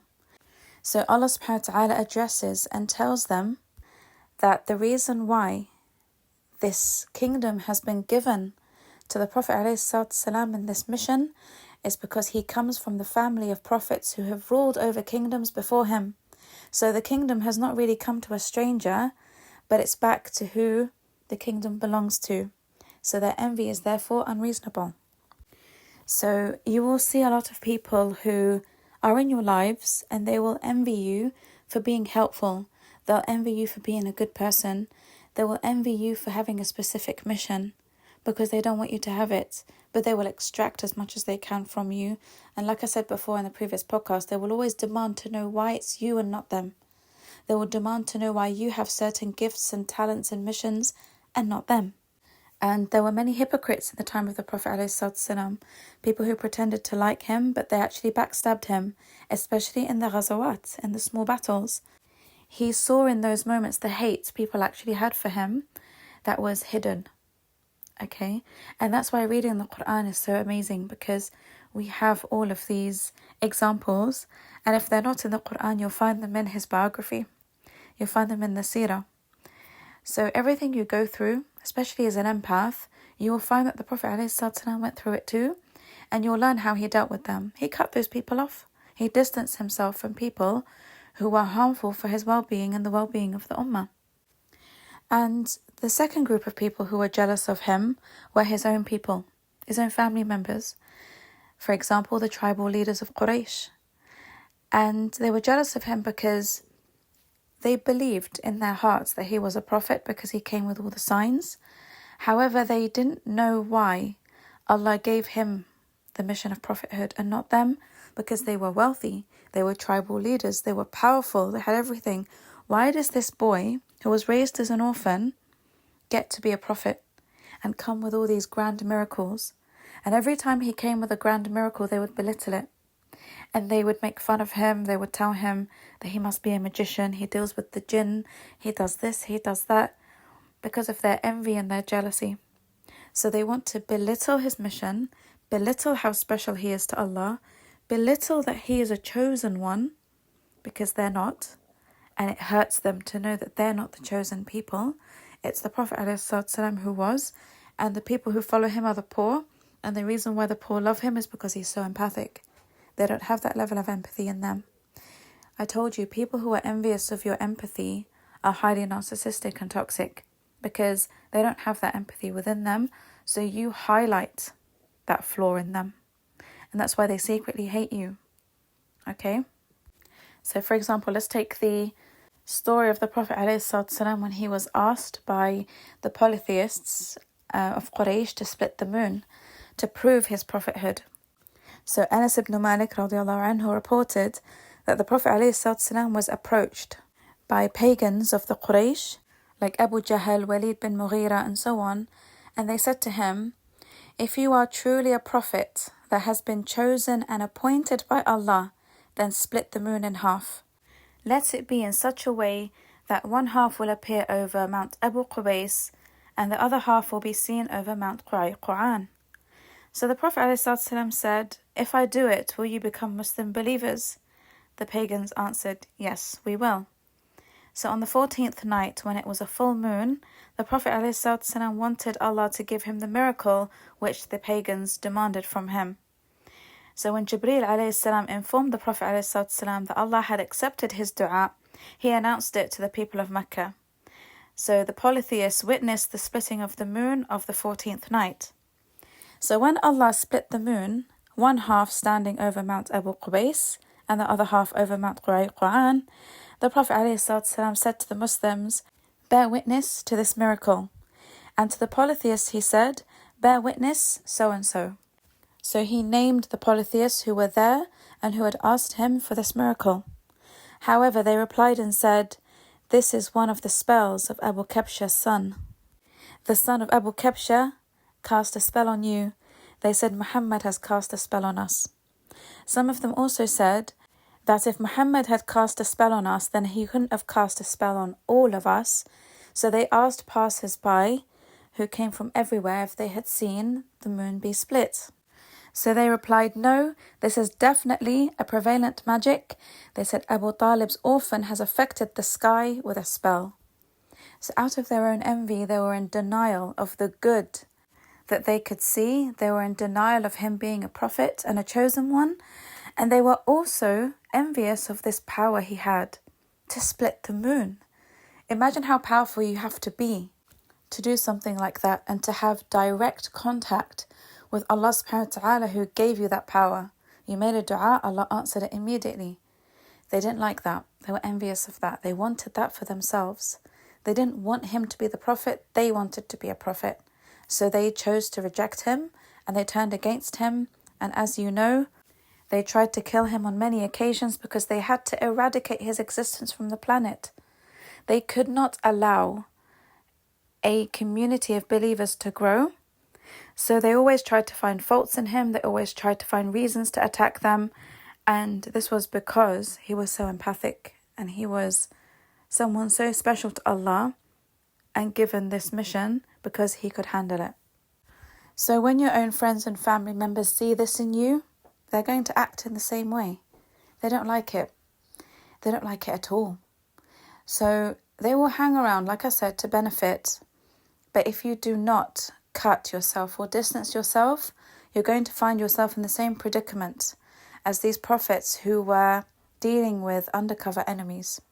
So as soon as someone shows you that they're an enemy, don't get depressed over it. Say, Alhamdulillah, Allah exposed that person to me. Alhamdulillah, the truth has been revealed. I can now take steps to protect myself. I don't sit there and wallow in self-pity. I don't sit there and cry about it. You say, Alhamdulillah, this was shown to me, because if it wasn't shown to me now, I could have really harmed myself being in the company of these people much later down the line, even if it is your own family members. So I'm not advising you to cut them off. I'm advising you to distance yourself so that you can maintain a healthy relationship with them. And on the subject of Jews and Christians being jealous of the Prophet ﷺ and the believers, you'll see that until now, they haven't let go of that envy. Okay, they have this real hate for Arabs in particular and Muslims, and they want to take from their lands. They want to deplete their gold and their gas and their petrol. They believe they're entitled to all of it, right? They hate the fact that Arabs are wealthy. They hate the fact that the ummah is still thriving. People are converting. People are helping this ummah to grow. They don't like it at all. And until now, they're holding on to this belief, this delusional belief that the Jewish Zionists are the chosen people. And they're going to take holy lands by hook or by crook, by force, because it's ours. We are the chosen people. God is wrong. We are the chosen people. So anyone who follows Muhammad ﷺ, we're going to kill them. We're going to get rid of them. That's why the strongest believers are those in Gaza. And that's why they want to get rid of them, because they are the sincere followers of the Prophet ﷺ. They hate the fact they don't fear death. They hate the fact that they believe in this beautiful life after death, that they're going to die as martyrs and go to Allah. They don't care about being killed. Yes, it's a very distressful experience for them, of course. But ultimately they know that whether they live or whether they die, they remain believers.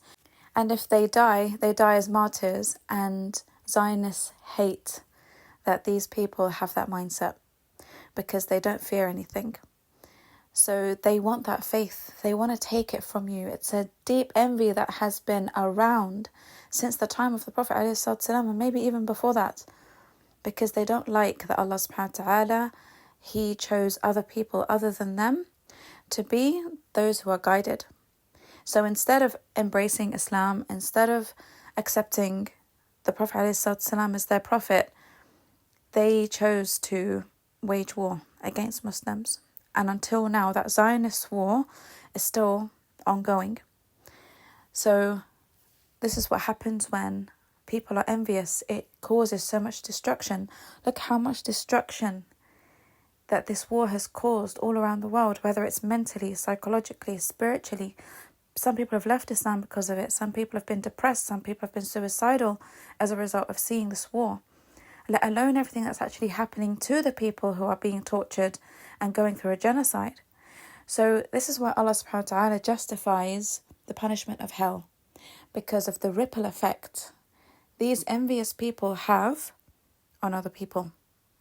Some people say, how is it justified that someone could live for an average of 70 years but they're in hell forever? It's because of this generational curse that keeps getting passed down to people, and it causes the world to be so corrupt because of what they've done, because of their envy.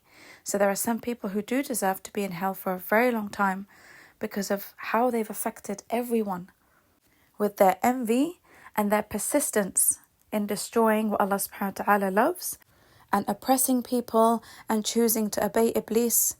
All of these things make someone deserving of going to hell or going through, severe punishments in the afterlife. So Allah subhanahu wa ta'ala is merciful even when it comes to punishments. Everyone will get their justice on the last day. So know that everything you're seeing now is a result of envy. That's why it's such an ugly emotion. That's why you've got to check yourself before it escalates. You've got to check yourself before it destroys you. Okay? Allah subhanahu wa ta'ala says in Surah Al-Baqarah, Ayah 109, وَدَّ كَثِيرٌ مِّنْ أَهْلِ الْكِتَابِ لَوْ يَرُدُّونَكُم مِّن بَعْدِ إِيمَانِكُمْ كُفَّارًا حَسَدًا مِّنْ عِندِ أَنفُسِهِمْ مِّن بَعْدِ مَا تَبَيَّنَ لَهُمُ الْحَقُّ فَاعْفُوا وَاصْفَحُوا حَتَّى يَأْتِيَ اللَّهُ بِأَمْرِهِ إِنَّ اللَّهَ عَلَى كُلِّ شَيْءٍ قَدِيرٌ. Many among the people of the book wish they could turn you believers back to disbelief because of their envy, after the truth has been made clear to them. Pardon and bear with them until Allah delivers His decision. Surely Allah is most capable of everything. So Allah subhanahu wa ta'ala here is talking about the Jews and the Christians who were envious of those who embraced Islam among them. And they worked really hard to take away the faith from these people so that they could go back to being kuffar, right? Being disbelievers. So Allah told the believers to be patient with them, because with time they will see that those people made the right decision. So if they're patient and they give da'wah in their patience and in their good conduct with them, then perhaps those people will join them as well. So Allah's telling them, don't worry about them. They're just doing that because they're envious of you. Remain steadfast and keep going, and don't let anyone take away this beautiful faith from you, ever. It's just because they're jealous. Dismiss it. Dismiss what they're doing. They want to take this beautiful thing you have. So Allah subhanahu wa ta'ala comforts those who have converted to Islam and tells them to remain steadfast. Even when people are trying to revert them back to Christianity or Judaism or revert them back to atheism, you will get loads of reverts who go through very difficult periods of time when they first revert. And that's because there will be many demons who try to sabotage this new faith they found so that they do not live their life as practicing believers. Okay, this brings me on to my next question that someone asked me, which was about, how do I deal with people who are nasty to me ever since I converted? And you'll find two groups of people who are nasty to you and envious of you. The first group will be the group you left behind. Because when they see that your life has got better and your mental health is better, your physical health is better because you're staying away from, forbidden things, alcohol, zina, you're staying away from drugs, you're staying away from everything that's not good for you, and they see your life improving, they can't take it. They don't like the fact that Islam has made you like this, because it dawns on them that if they want the same outcome, then they will have to convert to Islam too, and they're not ready for that. They don't want that at all. So it angers them to know that Islam has made you this wonderful, improved human being. So they start to sabotage what you have. They start to mock you. They'll make fun of you reverting. They might even do cruel things like kick you out of the family home. They might tell you that you're not welcome here anymore. They might ignore you. They might not include you in family events. They will do loads of things to hinder your progress and make you feel that you're sacrificing a lot to be a Muslim, and this will pull you back if you allow Iblis to mess with your head. Okay, this is Iblis's mission for you, that he will set upon you demons from the past group to take you out of Islam and back to the life of disbelief and ignorance. And the second group of people you'll find who are envious of you are actually Muslims. Okay, and not just any Muslims, the toxic codependents and the narcissistic Muslims. So unfortunately, a lot of people come into Islam believing that Islam makes everyone wonderful people, because that's what they've experienced themselves, right? They're experiencing a transformation in their character. So they were slightly naive to think that all Muslims must be good people. So it horrifies them to see Muslims be so unsupportive and nasty and jealous and cruel, right? They have no mercy, they have no ethics, they've got no good character when dealing with non-Muslims. And I want to tell you, if you're a revert, I want to tell you this. You will be envied by a lot of narcissistic and toxic Muslims because you have found faith and happiness in that faith and contentment in that faith that they haven't been able to find, despite the fact they were born into a Muslim family, raised by a Muslim family, they received an Islamic education. But despite all of that, they weren't able to find faith. There's a difference between being a Muslim and being a believer, and the best among us are those who are Muslim believers together. So you might find a lot of people who do all the rituals, they pray, they fast, they go to Hajj and all of that, but they don't find any joy in their faith. They don't have that faith in their hearts. If they had that faith in their hearts, they would act in accordance to the belief that there's a day of judgment coming. They wouldn't be abusing people and tormenting people. So you'll find many Muslims who were raised as Muslims and they act like Muslims, but they don't have faith in their hearts. So when they see new reverts, new people come into Islam, they come from a completely atheist background or a Christian background or a Buddhist or Sikh or Hindu background, and they find all this faith, you've got to be careful because you'll get a lot of people hating on you. And again, it's out of jealousy for this beautiful thing that you've found, this wonderful connection with Allah. You're seen as a chosen one.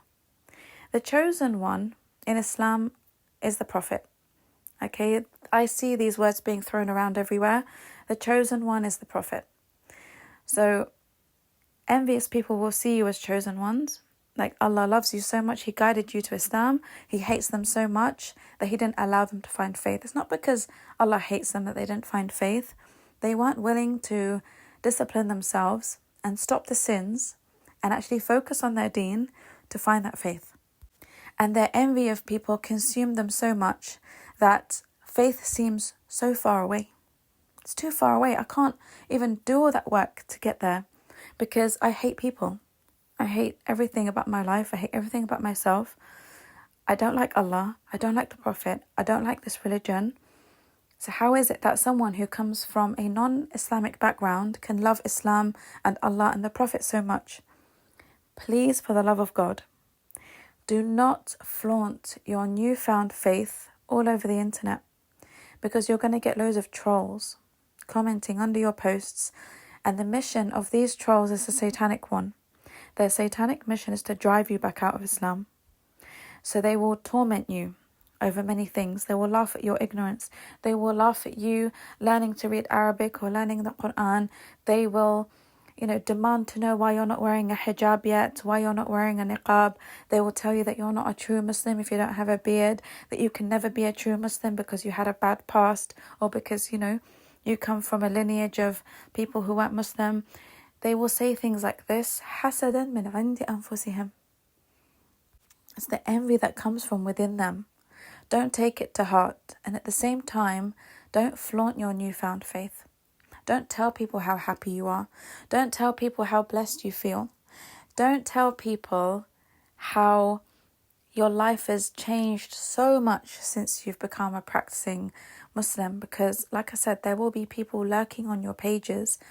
They will be your biggest haters, right? They're curious at the same time. They want to know, how can someone who came from a background like that now become a Muslim believer who loves praying and they love reading Quran and they're so passionate about what they're learning? How?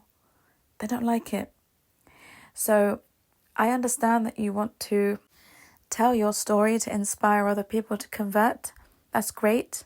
But I would stick to doing that in your own revert circles. Okay, don't publicize it too much, because you're going to be seen as trophies in the Muslim community, and you're going to be envied by a lot of people who are suffering from a lack of faith or no faith at all. And as you know, as you'll probably see, there is a high narcissism disorder rate in the Muslim Ummah at the moment. Okay, it's got nothing to do with Islam. Islam is a beautiful religion. This disorder can come in anyone, from any faith, any background, any race, any country. It's not just something that Muslims have. But when a Muslim is afflicted with NPD, then unfortunately they're going to show a very ugly side of being Muslim to new Muslims, and it can put off a lot of people from remaining Muslims. Okay? And you'll also get Iblis sending you loads of people to marry. Okay, you're a new revert. People are going to start preying on you and victimizing you because you're still new. You don't know about your rights yet. You don't know how things work. You don't know how an Islamic marriage should be. They take advantage of your lack of knowledge. And you will get abused by these people. Again, I've seen so many young women who enter Islam. They marry Muslim men from Asian, Arab, African backgrounds. And it's these men who drive them out of Islam because they are so jealous of your faith. They don't want you to feel like you're someone special or chosen.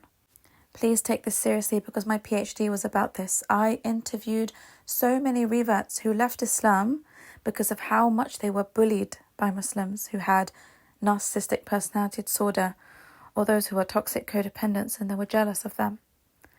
You see, so be careful.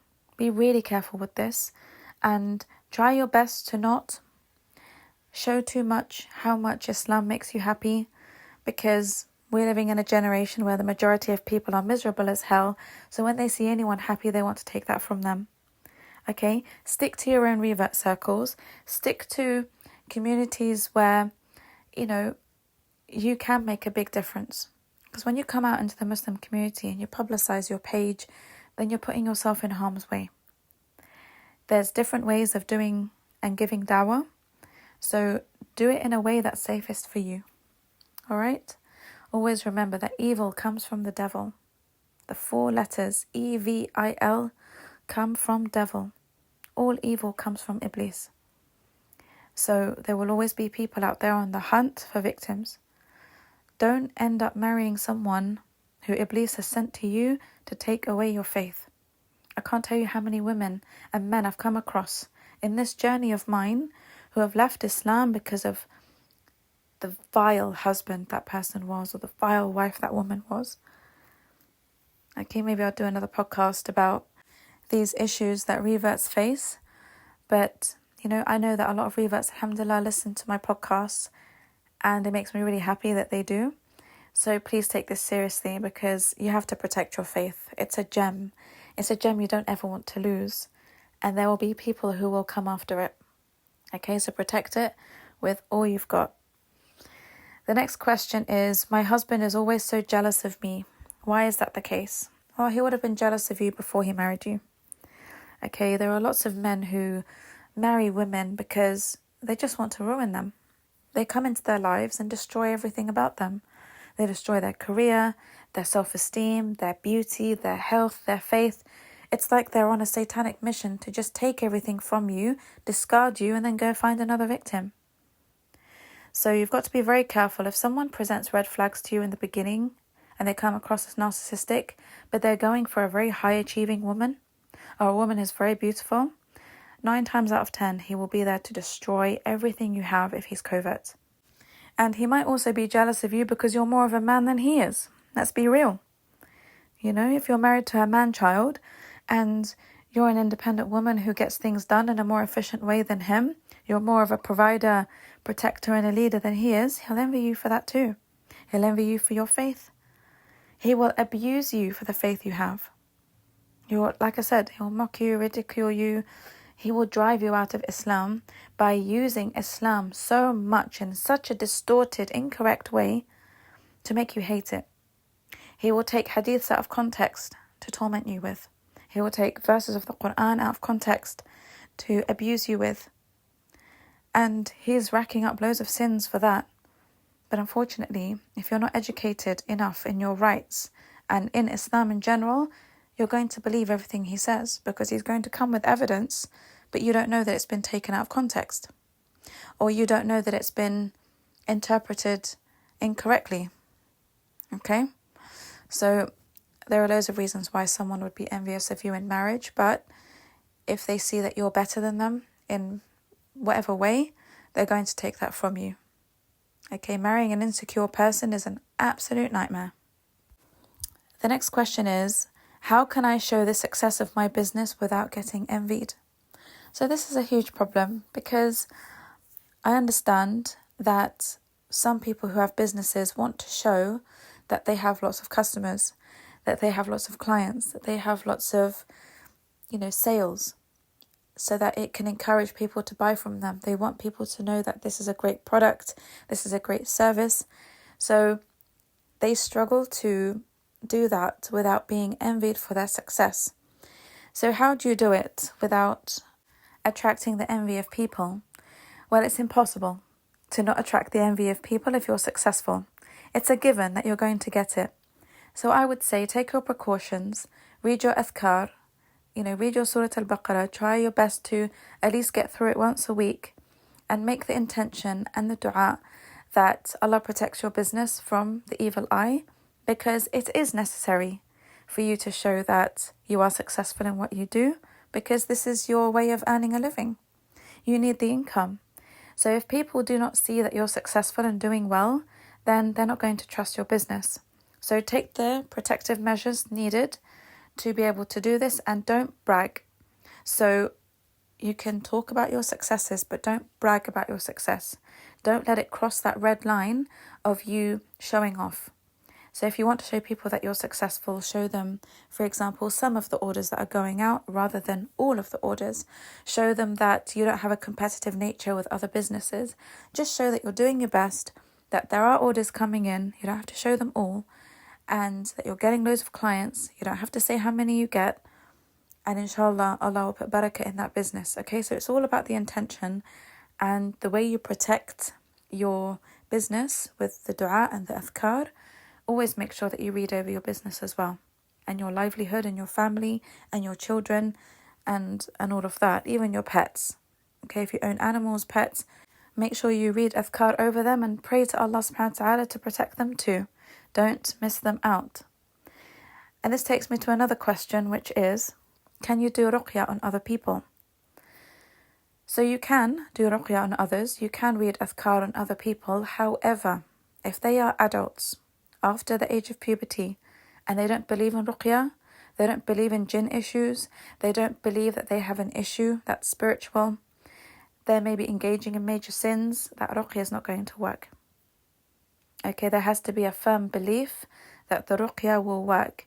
So if you do it because someone's not willing to do it, it's not going to work. You can read your adhkar over children, that will definitely work because they're dependent on you to look after them. But with adults, this is inner work that they need to do for themselves.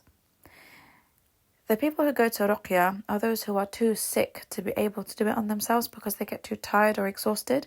So they want to do it and they believe in it, but they need someone to help them with it. That's different. That works. If they give up the sins and the things that are blocking any ruqya from not working. However, if you want to do it from a distance on someone who hasn't even done it on themselves or who hasn't really made the effort to look into it, then no, it's not going to work. Okay, because again, this is inner work. So I would say protect the children, protect yourself, protect those who are under your care.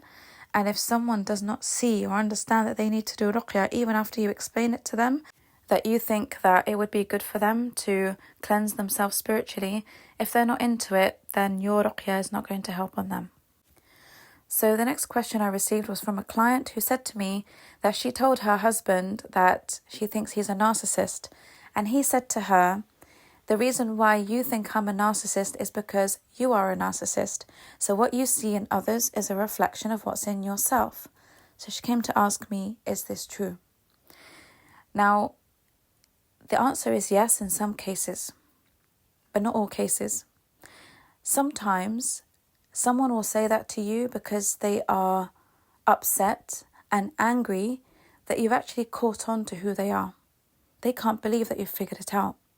So they throw it back at you and they say something like, well, you must feel that way towards me. You must be narcissistic to say something like that.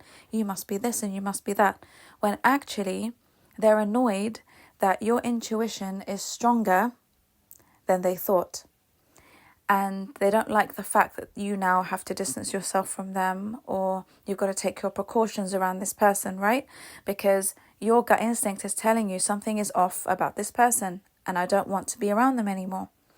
So some people will get offended and they'll say, well, it seems as though that's how you've always felt about me. No, it's got nothing to do with that. People will say that to you to distract you from the core problem, which is them and how you feel about them. They could be a nice person, but you don't want to be around them anymore. So they will say something like that to make you feel bad and to make you doubt yourself and to wonder, is it me who's the bad person? Is it me who's like this or like that? Is it me who's the narcissist?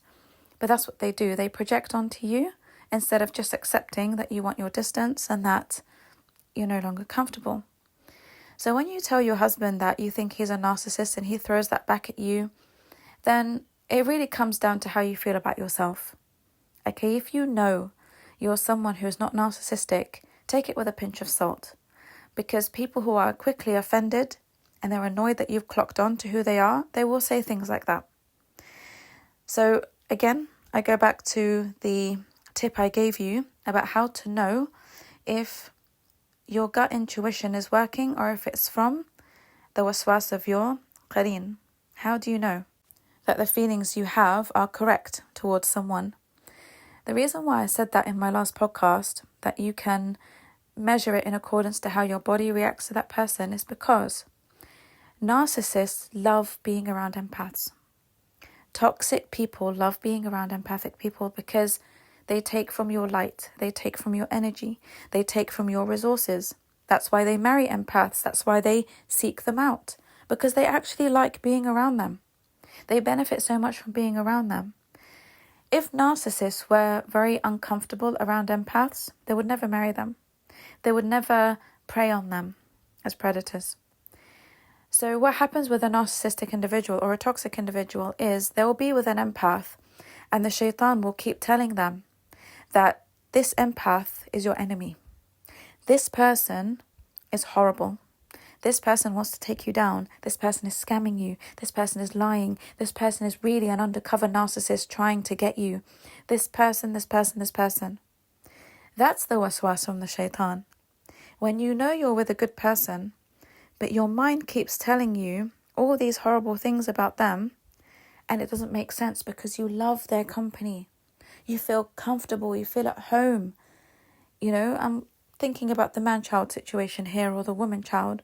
They love being with you. They're so comfortable with you. They get to sleep when they're around you. They get to rest. They get to feel like human beings when they're around you. They love being around you. They could spend all day being with you and not get bored and not want to leave your sight.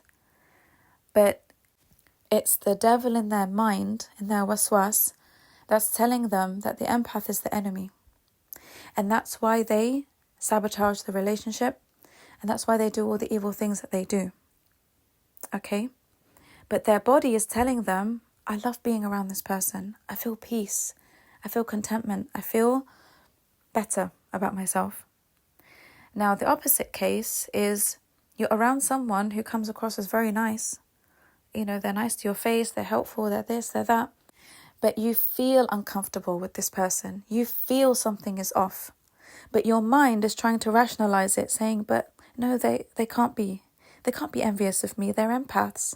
They've been doing this for me and that for me. Everything seems to be great with them. Why do I feel like this about them?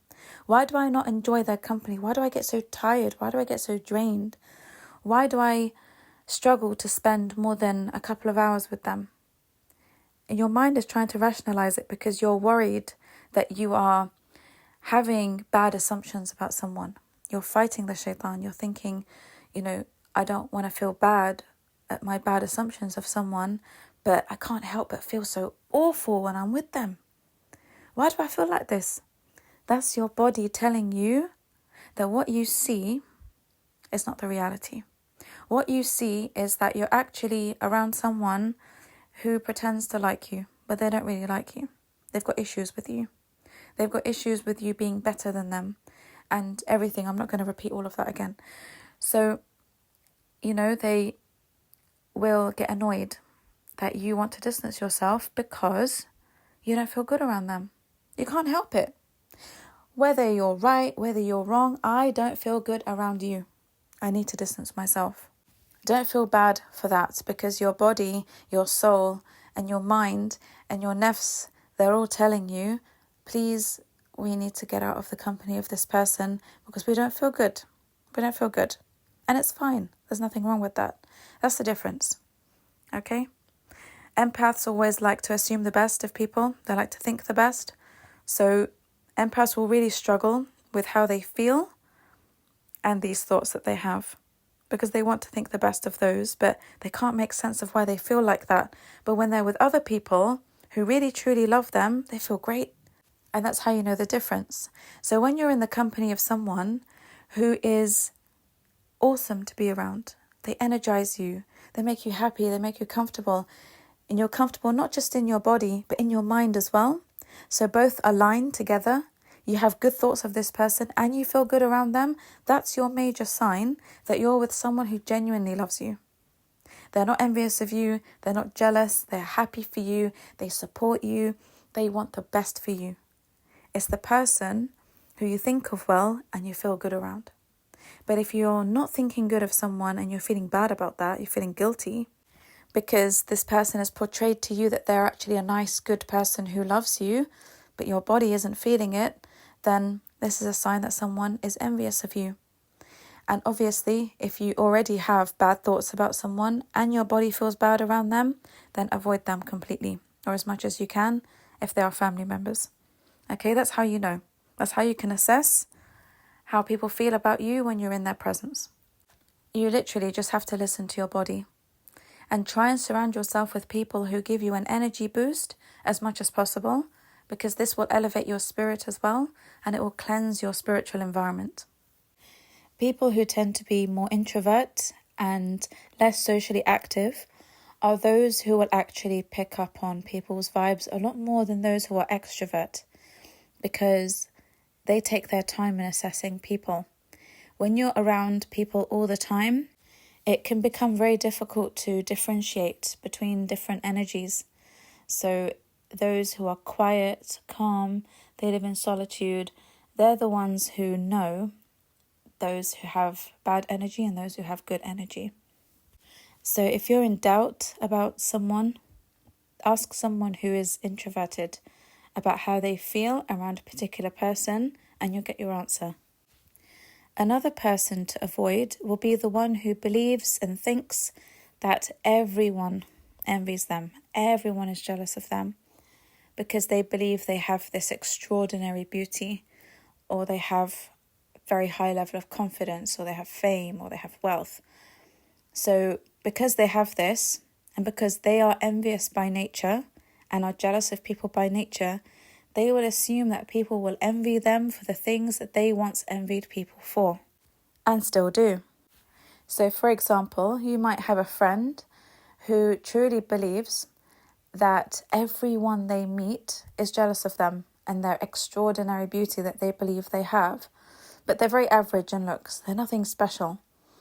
It's their attitude and their coldness and the way they deal with people that makes people not like them. But they immediately say, it's because I'm so beautiful. They hate me.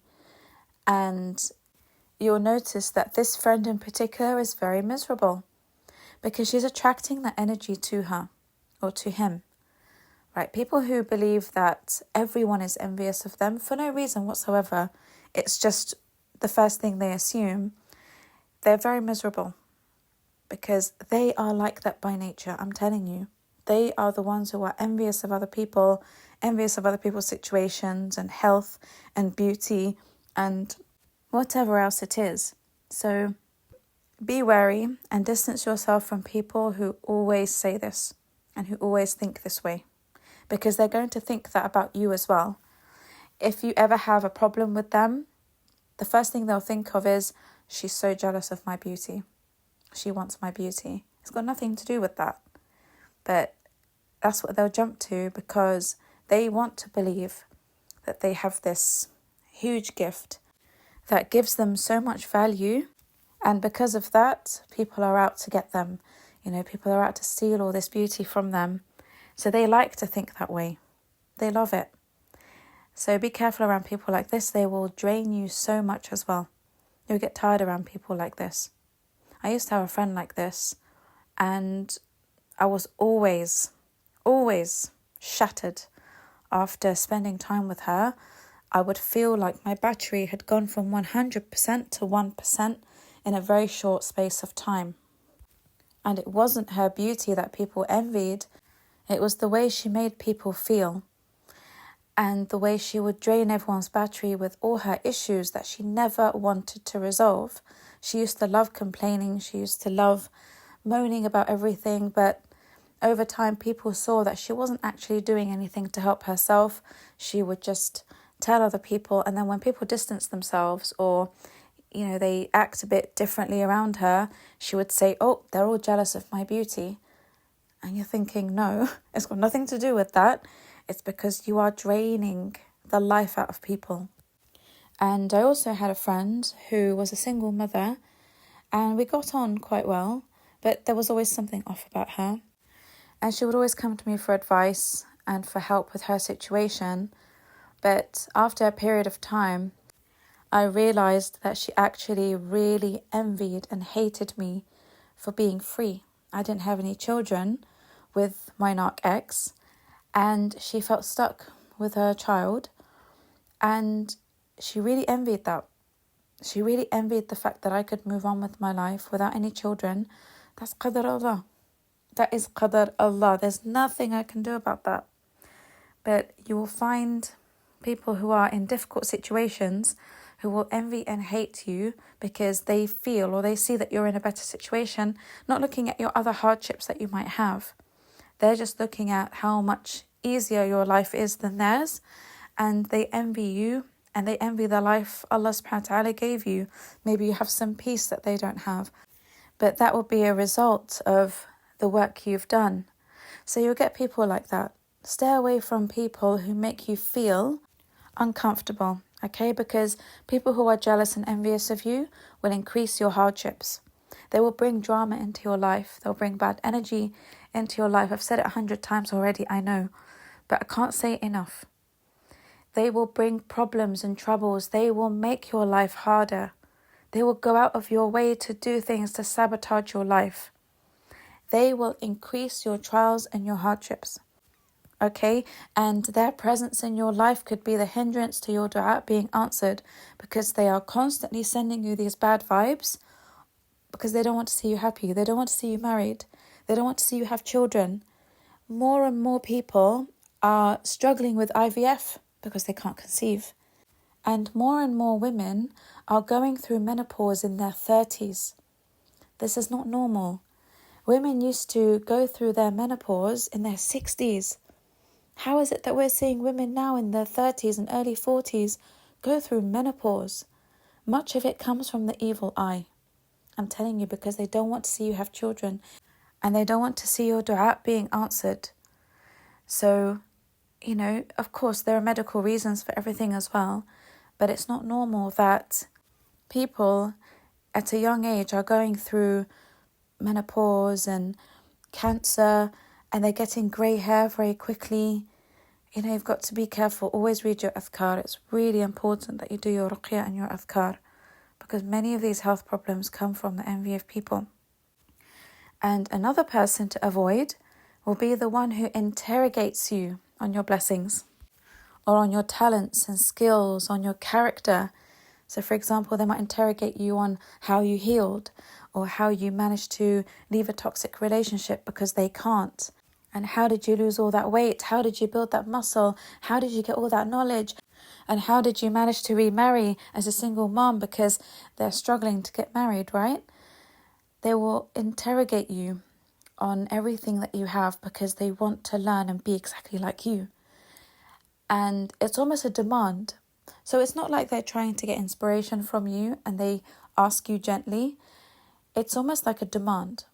Like, I demand to know. I have the right to know because I want to be just like you and I want to be blessed, and you need to tell me how you've done this. You need to tell me where you learnt this. You need to tell me how you obtained this and how you achieved this and how you managed to, get that job and get that career and how you managed to pass your exams. I want to know. It's your obligation as a Muslim to tell me how you did all these things. You need to share this information. It doesn't work like that, honey. It doesn't work like that. Allah subhanahu wa ta'ala gives what He wills to whom He wills. There are some things you can't explain. There are some things you can't teach people because it's your gift. It's your talent. It's your skill. You can always go and learn a skill or learn a trade, but don't demand it from the people who have it. For example, if you see that someone's a great cook, you don't have to demand them to teach you. Just sign up for culinary school. Right? Go on YouTube, sign up for courses, learn how to bake, learn how to cook. These are skills you can learn yourself. People are not obligated to teach you everything that they have, that makes them the people they are. But envious people will want to know all your secrets. They want to know the source of everything so that they can be exactly like you. So if you feel that people are pushy and they're putting on pressure for you to teach them things or reveal things, reveal your secrets, reveal your blessings, stay away from that person. Keep that person at a distance or cut them off. Okay? Because this person has a very strong eye on you.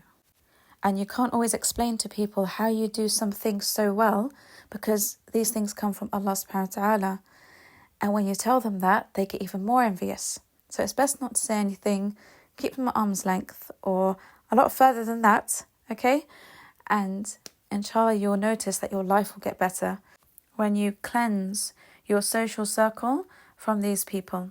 You'll feel lighter. You'll feel better. You'll feel like something's been lifted from your life. Something heavy. It's gone after you make the decision to cleanse your spiritual environment. Especially if you are people who are on a healing journey. Okay, lots of people will not like that you're on a healing journey. They will be very envious of your healing journey because they don't want to see you get better. They don't want to see you elevate because it's a threat to them and it's a reflection of the work that they're not doing within themselves and they don't want to be left behind. So if they feel left behind, they will always feel that you're better than them, and that's really uncomfortable for them. Okay, so when you're in your healing journey, try and limit your social activities as much as possible and spend more time alone, because the more comfortable you get with being alone, the more likely you are to pick up on bad vibes. Okay, so it's just a piece of advice for you when you are learning how to undo all the childhood trauma and adulthood trauma that you've been through, and you're trying to process everything. Sometimes it's best to take that time out and heal in some solitude. So the final question I received was, will empaths who were targeted by those who did black magic on them be excused for their sins and shortcomings on the Day of Judgment? So it's an interesting question, and only Allah knows what will happen to those who are afflicted by black magic on the Day of Judgment. However, if we're going to look at it from a logical perspective, I would say that those who did not know that people did black magic on them, that affected their lives so negatively, so maybe they got cancer from it, they never got married, they never had children, they will have golden tickets on the Day of Judgment, because their life became so difficult as a result of the evil things people did to them without them knowing. And if people knew about the black magic, but they didn't do enough to heal themselves from it with adhkar and ruqya, then they will be accountable like everyone else for their sins. Okay, because everyone has a responsibility to cure and heal themselves with the tools that Allah subhanahu wa ta'ala gave us.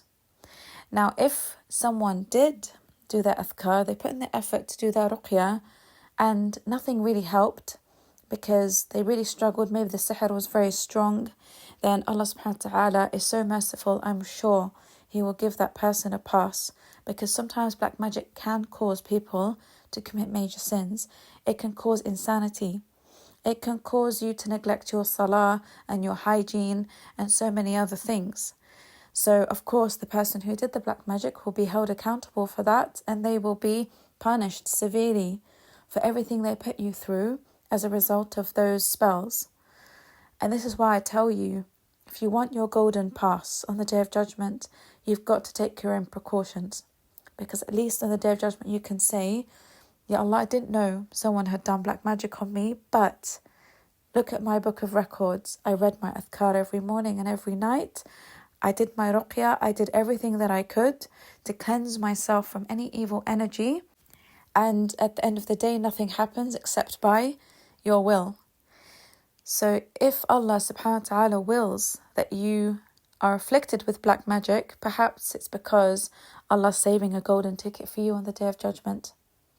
Maybe Allah's saving you from marriage to a toxic person.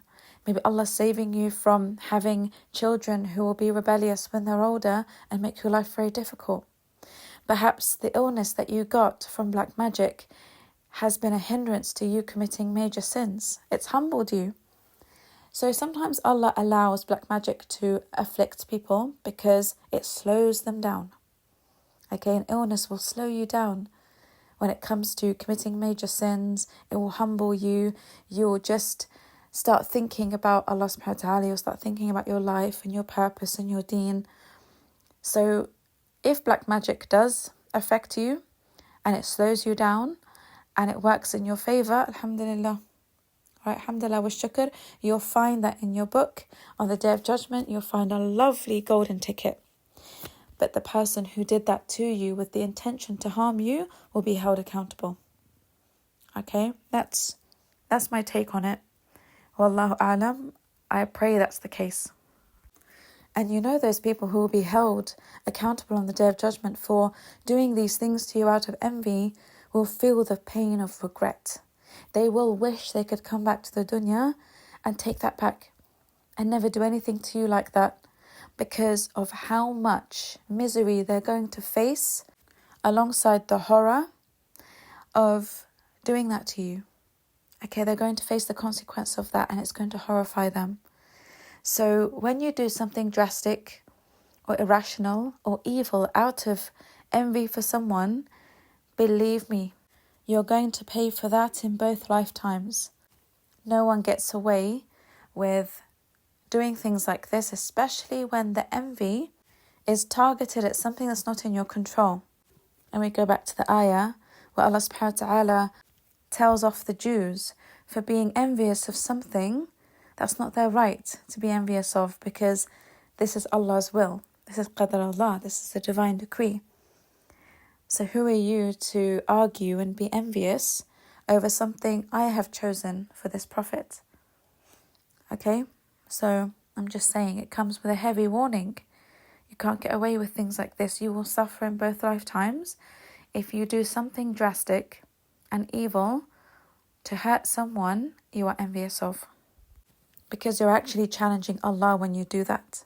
You are actually at war with Allah subhanahu wa ta'ala and His decree when you do that. It's not just directed at that person. You are now at war with Allah subhanahu wa ta'ala because you're not accepting of His decree. So I would say, if you are jealous and envious of people, make dua. Make sincere dua for the things that you want and make sure you're ready for them. Okay? A lot of people are praying for things they're not ready for.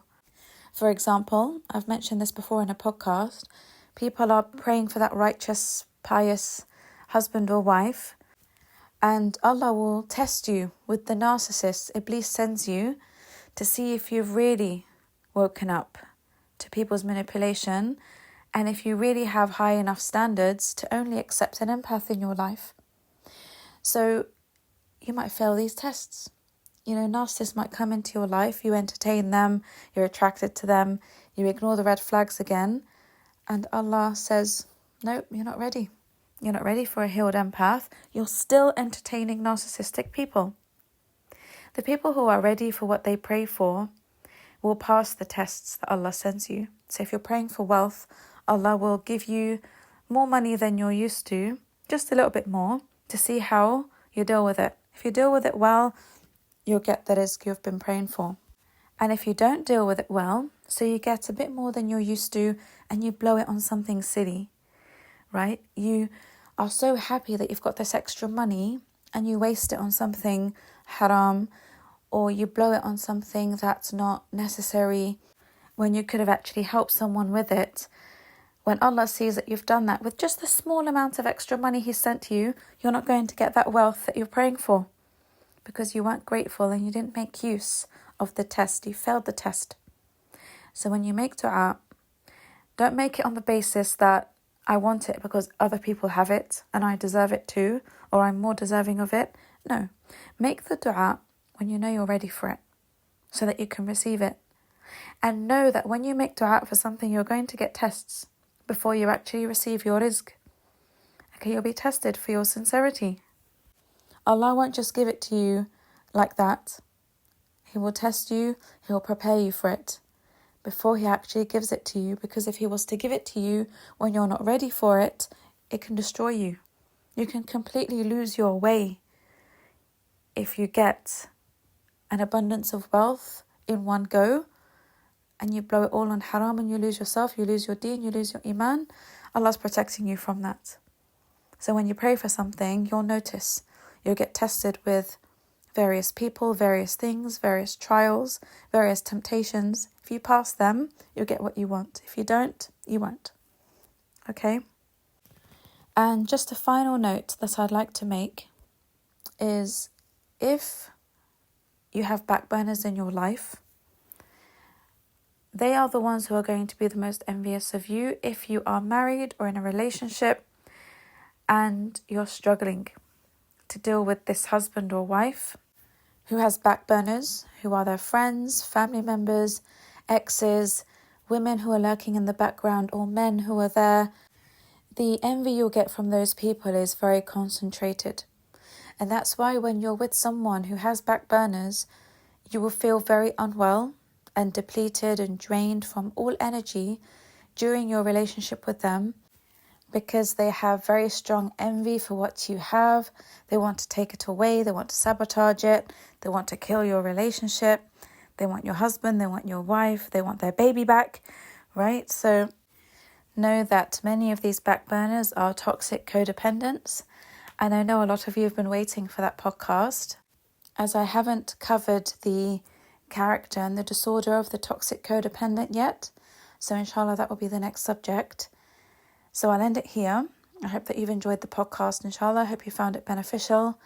Please don't forget to like the podcast if you enjoyed it, if you found it helpful, and kindly share it with those whom you feel could benefit from it. And do subscribe to the channel or sign up to the newsletter if you'd like to be notified when I drop future podcasts. Okay, so any questions, any comments, just post them below. Thank you for listening until now, if you're still with me. And until the next podcast, inshallah, Assalamu alaikum wa rahmatullahi wa barakatuh.